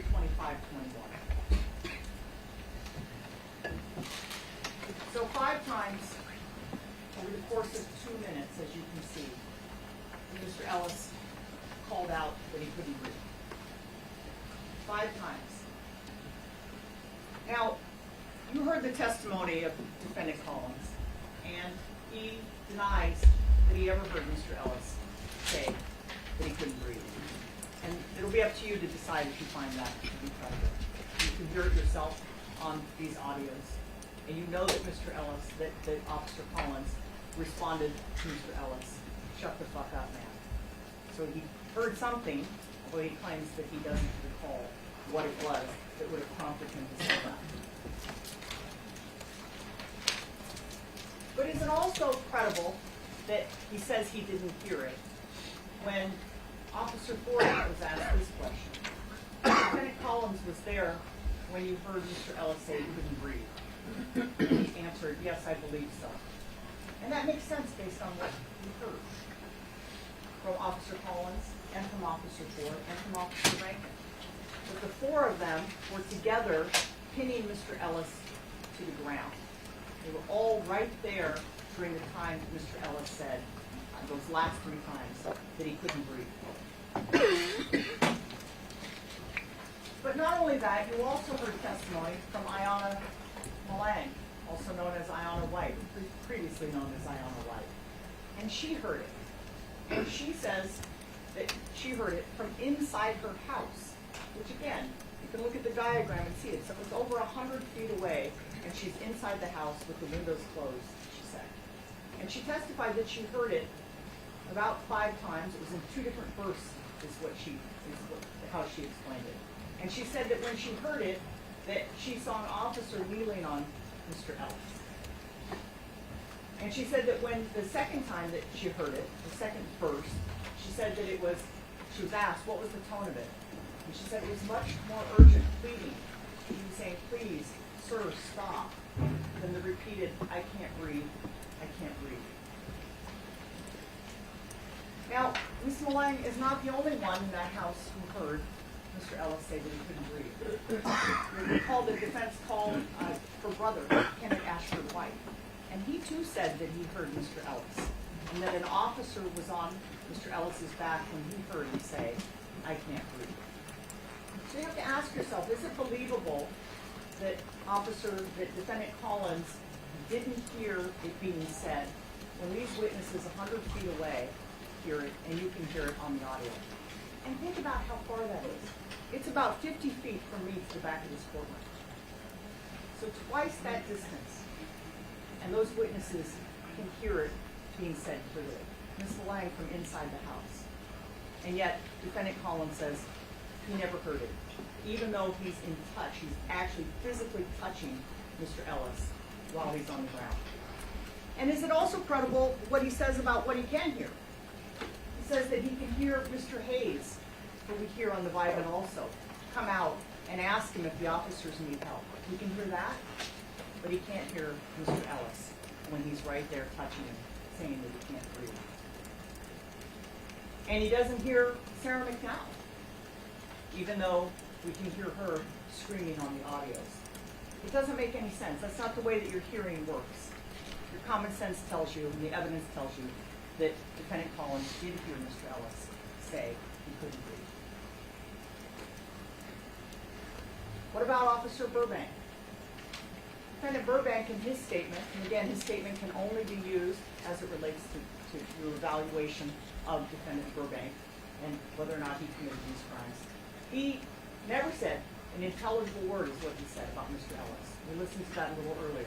That after he punched the window, he never said another intelligible word. That it was only growling and grunting.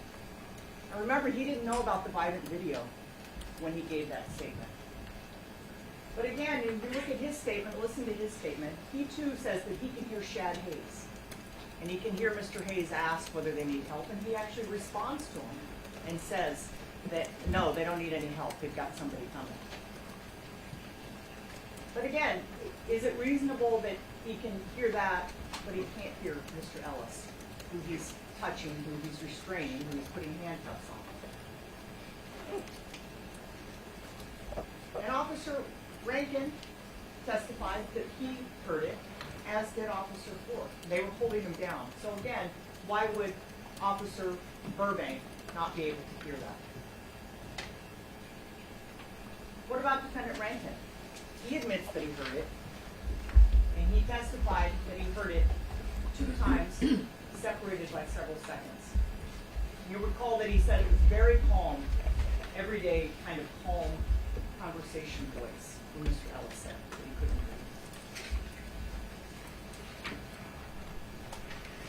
So what he's describing, and you recall that I played all of the recordings to ask Defendant Rankin whether or not what we hear on those recordings is the times that he heard Mr. Ellis say he couldn't breathe, and he said it wasn't.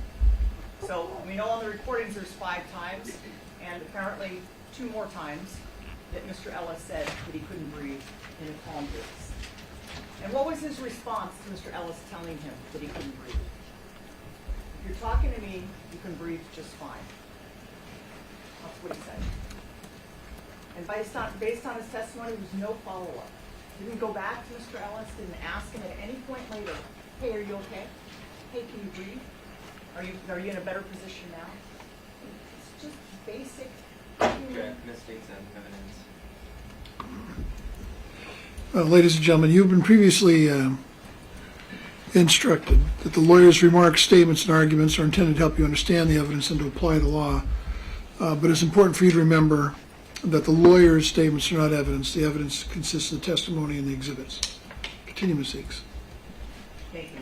And as I pointed out at the beginning of my closing argument, I echo what the court said in the instructions. It's up to you to decide what the facts are. That's your job. I can tell you what the state believes that the evidence has presented, but it's up to you to conclude. What did Officer Ford say about this statement? He was asked, how was it said? If you're talking to me, you can breathe. And he said, I would say it was kind of sarcastic. And isn't that consistent with the attitude that was being displayed towards Mr. Ellis? That he was less than human, that his complaint, Ms. Eakes? that his complaint, understood. That Mr. Can we Ellis- just stop that? Yes. The attitude that was displayed towards Mr. Ellis, that they didn't consider what he was saying, that they didn't respond to what he was saying. Now, you're going to again have to decide whether or not you find Officer Rankin's testimony credible. And I'd suggest to you that you heard from his testimony that he was minimizing what he heard and what Mr. Ellis said. And you saw him testify, and I played the recordings. And what did he say when I asked him about it? He said he couldn't hear it, even though you could hear it with your own ears. And is that credible?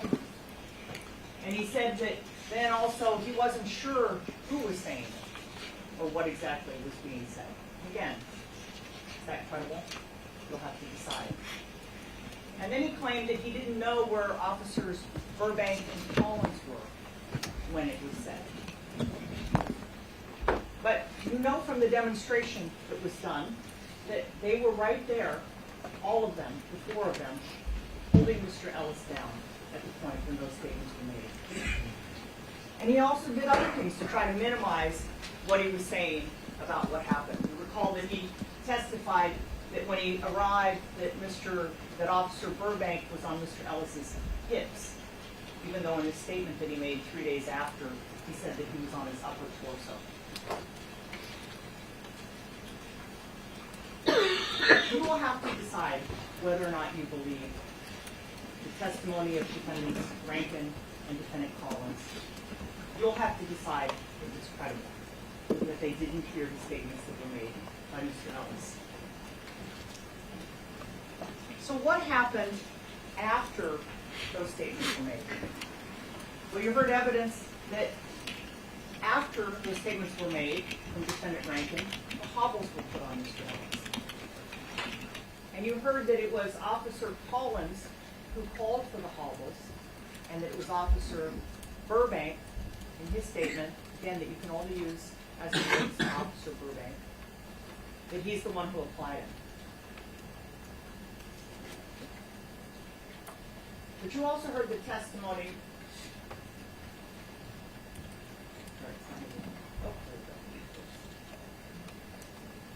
And you heard testimony from Officer Ford about how those hobbles were applied. Again, after Mr. Ellis has already said repeatedly that he can't breathe. Officer Ford testified that this hobble that you've seen, Exhibit 100, that he recalls it being secured around his ankles, Mr. Ellis's ankles. There's a bigger loop here, pulled tight, and then looped back to the part that he said was attached to the leg. So it was cinched around his ankles and looped through the handcuffs and then back and attached onto where his feet were. That's what Officer Ford said. And we know that it was tight, and we know that it was restricting Mr. Ellis because you've seen evidence of what it did to his body. You can show Exhibit 179. You saw this photograph from the scene. That photo that shows the strap mark on Mr. Ellis's ankle from having that hobble around his leg.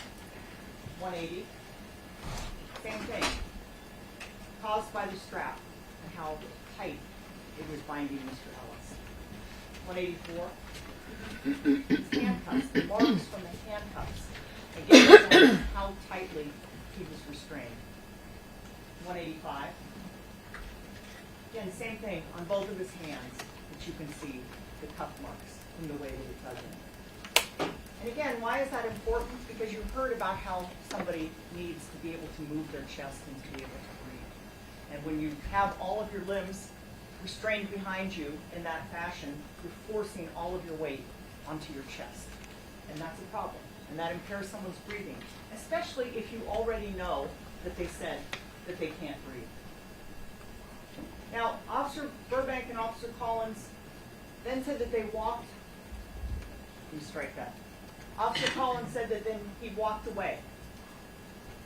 And that, in other words, after he heard that I can't breathe from Mr. Ellis repeatedly, instead of helping him or tell anybody else, he walked away.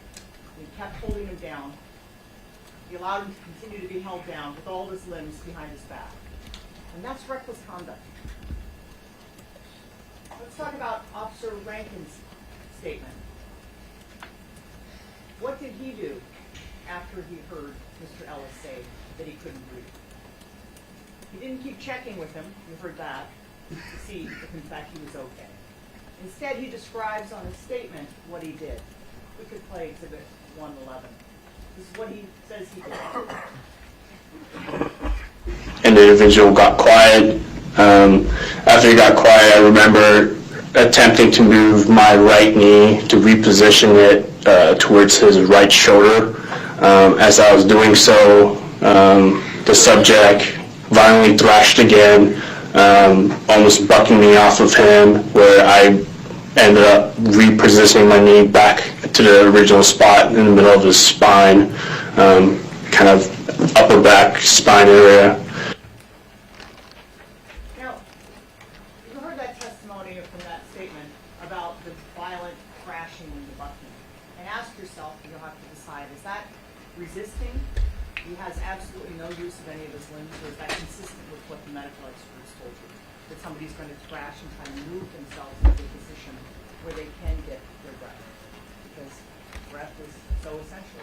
It's life, you have to have it. And so you're going to do whatever you can, move in any way you can in order to make sure you're in a spot where you can breathe. Let's listen to what he says, again, after he knows that Mr. Ellis has said he can't breathe. Play 111. once we had removed the probes, the subject was still laying on his right side. I was trying to talk to the individual, but as I was trying to talk to him, he violently started thrashing all over again. So I instruct the officers to roll him back on his stomach as we reapplied pressure on him just to hold him down. And Officer Ford also testified about this. He was asked he was asked on direct about it. In that in-between time between the first recovery position and being prone and the second recovery position, did Timmy Rankin get on his back or anywhere on his body? And Officer Ford testified, I believe so. Consistent with what Officer Rankin's statement said. And then what did he say about how long he stayed on Mr. Ellis's back? Again, after he knew that he couldn't breathe. Let's play 111. So at that point in time, I still had control of the guy's upper body. My right knee was around the right shoulder blade area of him, and my left knee was on the middle of his back still. He was not thrashing around as much anymore. His head was turned to the left side of his body. I did notice that his breathing was still the same. Was breathing. I could see his chest rise and fall. And as fire was getting there, I made the decision to roll him back onto the subject's right side. Again, just because from my medical training experience, that's the best position to put someone. It's like the recovery position is what they called it. Was Mr. Ellis primarily on his stomach the majority of that time after he said he couldn't breathe? You heard the statements, but you also saw some evidence that corroborated that. Can you show 289? These are the pants that Mr. Ellis was wearing that night with fire cut off. And you can see this is the front of the pants. You can see the zippers in the pockets, and this evidence will be back there if you want to look at it. You can see just how much dirt and grime there is on the front of the pants. If you could show 249. And then you look at the back of the pants. And you don't see the amount of dirt that you see on the front of the pants. It's consistent with the fact that Mr. Ellis was prone on the ground, waited for some extended period of time before fire arrived. Also, there's the issue of whether or not this restraint was even necessary, the 4-point restraint, and the holding Mr. Ellis down. You recall that Kenneth White testified about that, and he was asked, and I think he said that when the next arriving car, the third and fourth officer arrived, that would be Officer Rankin and Officer Ford, that Mr. Ellis was then fully restrained, and he answered correct. Mr. Ellis wasn't a threat at that point. There were 4 officers who were there. They didn't need to keep him in a hobble and in a 4-point restraint and pinned to the ground with the weight of an officer on him. Recall the testimony from Jack Ryan, who said that the more officers you get to the scene, the easier it is to control the individual because you've got extra hands to do that if you need to. There were other officers there, 4 of them at that point, with Mr. Ellis. Did he even need to be put into a hobble and restrained in 4-point restraints when you know that he said that he can't breathe? It's reckless conduct. Officer Ford was asked about whether or not Mr. Ellis continued to be a threat. And what did he say? He was asked, how difficult was it to control Mr. Ellis when he was in hobbles? And he answered, it wasn't difficult at all, really. Again, it's consistent with your common sense. A person who has no use of their arms or their legs, how much of a threat can they possibly be? He was also asked, Officer Ford, would you agree that once Mr. Ellis was hobbled and handcuffed, he was under control? And he said correct, or he said yes. He agreed. And even defense expert Chris Nielsen agreed that Mr. Ellis wasn't a threat. He was asked, and he was not a threat to the public. And Mr. Rankin had him on his stomach and had pressure on his back. And he said, I think that when he was restrained, he was not a threat to the public. He was asked, not a threat to the officers. And he said, if so, minimally. Again, consistent with your common sense. but there's just no threat from Mr. Ellis at that point. All those officers there is fully restrained. There's no reason to keep them in that position, and there's no reason to put weight on them. And they had a duty to care for him. They knew that he said that he couldn't breathe. And Officer Rankin didn't need to put weight on him. It was contrary to their training, what they knew about the dangers of positional asphyxiation, about the prone position, about weight in the middle of the back, and they ignored his clear medical issue. There were other options to keep him safe. Could have gotten him off the ground. Could have put him in a car. Officer Ford testified that he's done that before. Even with people who are resisting, he and others have picked somebody up and put him in a car against their will. It was reckless to do what they did with Mr. Ellis once he was restrained. They knew he couldn't breathe. They knew he needed to recover his breath. And they continued to restrain him in ways that caused his death. So let me talk about what caused Mr. Ellis's death. It was the reckless conduct of the defendants that caused his death. And you'll recall Dr. Mitchell talked about this, about hypoxia, how it happens, and why it happens. And he explained it in terms that you can understand as lay people. He said you have a built-in recovery mechanism from hypoxia, and that's breathing hard. And if you can't breathe heavy, something's stopping you from breathing heavy. Then we need supplemental oxygen. We need an oxygen placed on our nose or mask or whatever it is to give us oxygen. And if you don't have those two things in place, the ability to do it yourself or someone to help you do it, then you die from hypoxia. That's exactly what happened to Mr. Ellis. He couldn't recover his breath, and he was in a position that wouldn't allow him to help himself to get into a position where he would be able to. And that's why he died. Now you heard about how somebody dies or how somebody needs to breathe from Dr. Beal. You'll recall that he's a pulmonologist from Swedish Hospital up in Seattle. And he testified that when somebody is prone, they have to be able to use their diaphragm to lift their body weight off the ground or off of their back so that they can take a full breath. Go to the next slide, you can see. You remember he gave this illustrative, and again, this is an illustrative, so you're not going to have it back in the jury. But he talked about how when you have the pressure from kneeling on somebody or lying on a person's back, and the abdomen's compressed, it's difficult to be able to contract your diaphragm and have to lift your body weight up.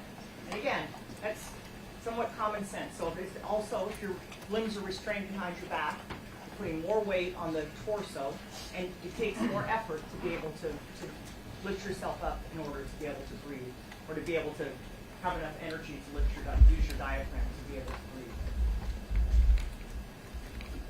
What else did you hear from the medical experts about why Mr. Ellis died? You heard from two forensic pathologists in the case. Both of whom are experts in determining cause of death. That's what they do. They have to do it every day when somebody dies, determine what they died from. Dr. Clark, who was the Pierce County medical examiner, he did the original autopsy. And then Dr. Mitchell, he did an independent analysis of Dr. Clark's autopsy. And they both said that Mr. Ellis died from a lack of oxygen, that his breathing was restricted, and that they described for you how when you lose oxygen, how your body basically starts to kind of slowly shut down. So as your air is being compressed and you can't have it, and it makes good common sense, your body starts to kind of shut down. Your brain function goes, you stop moving, you stop responding, you stop being in any way responsive until the point that you can't breathe at all.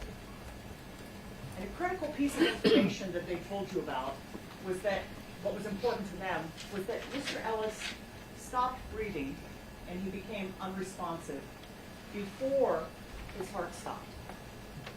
And you heard a lot of testimony about from the cardiologist and about the evidence in it, but it's consistent with the observations that we're seeing.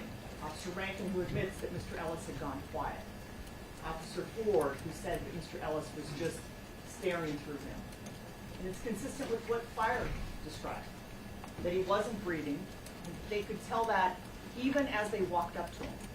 before they ever even touched him. Paramedic Wilson said, Lieutenant Wilson said that he could tell that Mr. Ellis wasn't breathing. Now,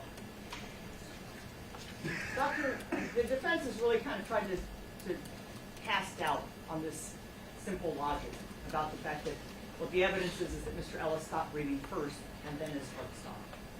And they called Dr. Stankus to testify.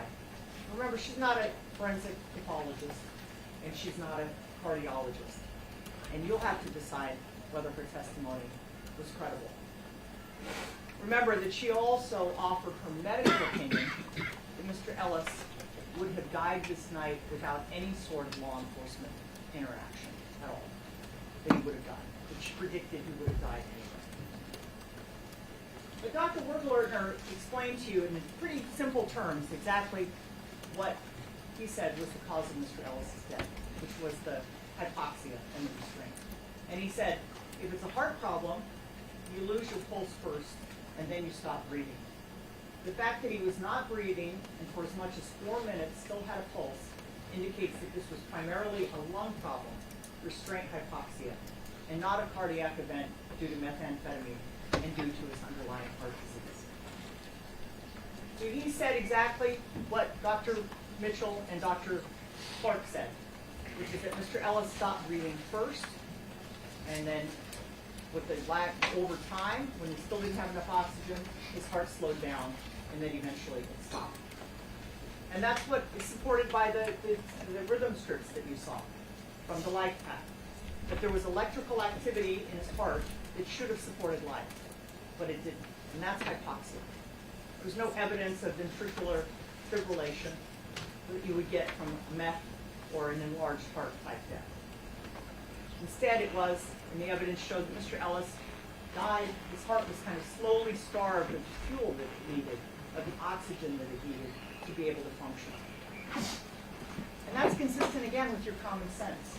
Because the evidence you heard is that before he was tackled and tased and strangled and tied up in a 4-point restraint with a spit hood put on him, he was walking around. He was alive. He just made a purchase at 7-Eleven. He was walking on the sidewalk. He wasn't dying from his underlying heart issues or from the methamphetamine. Now, the defense has tried to use the meth level on Mr. Ellis, 2,400 nanograms, as kind of a silver bullet, and say that anyone would die at that level. And you heard from defense witness Asa Lewis, who's the toxicologist. And this is important what he said, because again, this goes directly to the issue of Dr. Stankus saying that Mr. Ellis was going to die that night, regardless of whether he interacted with law enforcement. He was asked, Mr. Lewis, in the cases that you've worked on or been involved in as a state forensic toxicologist, you've seen people driving around with 2,400 nanograms per milliliter of meth, is that correct? And he said, yes. That's a lot of samples from people that are arrested for DUI.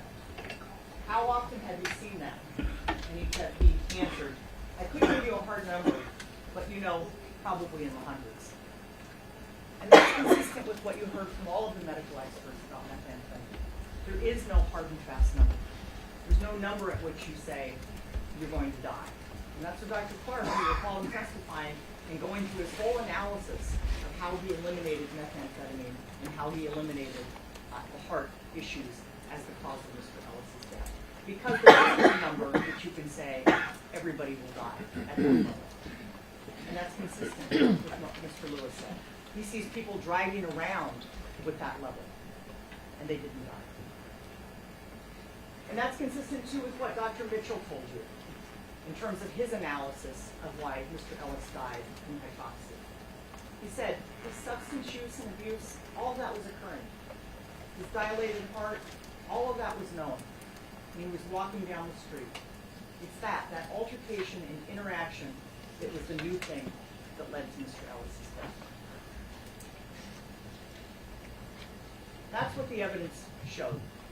It shows that Mr. Ellis died as a result of the altercation, the assault by defendants Collins and Burbank, and by the restraint. That's what killed him. Now, what I want to talk about instruction number 24, because this is important. This is the instruction as it relates to proximate cause. And one of the things, and the judge read it to you, but one of the important things in the last paragraph you'll see is that the instruction says that there may be more than one proximate cause to a death. So even as Dr. Clark said, that were contributing factors, the methamphetamine and the underlying heart issue, that those were contributing causes. That doesn't mean that you don't have proximate cause for the death. So I want to talk for just a minute about what the defense wants this case to be about. And they said in opening statement, Defendant Collins. Just a minute. We're at about 12:01 at this point. I don't want to, if you've got like 5 minutes, I don't want to, Yeah, like 5 minutes. then we'll continue. Okay, thank you. They said in opening statement that they were going to pound the facts. And we talked about the facts today. 3 eyewitnesses who all contradict what the officers say. They say Mr. Ellis wasn't doing anything. Objective video evidence that shows Mr. Ellis being assaulted, choked, tased repeatedly. But the defense didn't talk about those things. What they did is they want to make this case about something other than what Manny Ellis told them, that he couldn't breathe, and about the choices that they made in response to that. They want to make this about a trial of Manny Ellis, that he did this to himself by his meth use and by his resisting the assault and restraint by the officers. That maybe his arrest in 2015 or 2019 might explain what happened on March 3rd, 2020. And you heard testimony that they put on from the drug provider, his mental health provider, the medical records that I'm sure you'll hear about in closing arguments.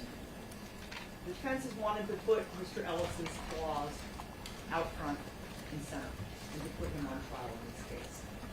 And it is true that he was a flawed human being who struggled to have a job, struggled with drugs, who struggled with his mental health. But as I said to you at the start, people loved him. And he was a son, and he was a brother, and he was a human who deserved the same dignity that we all do. Continue, overrule. And he deserved to be treated with basic human dignity. The defendants owed him that, not as a police officer, but as fellow human beings. And yet you saw with your own eyes how they violently assaulted and restrained him.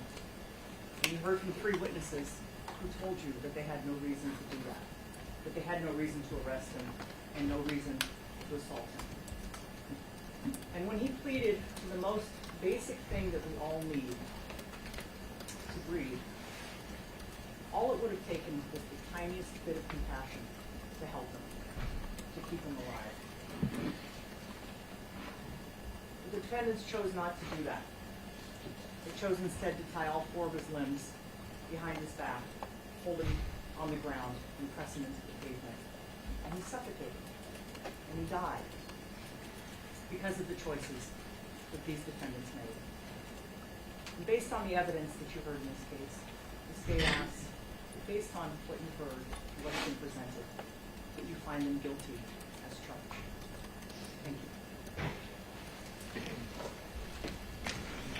you. Okay, as I indicated, we're a little past noon, so we'll take our lunch break at this time. Ladies and gentlemen, please do not discuss case on yourselves or anyone else, and please do not pay any attention to any media or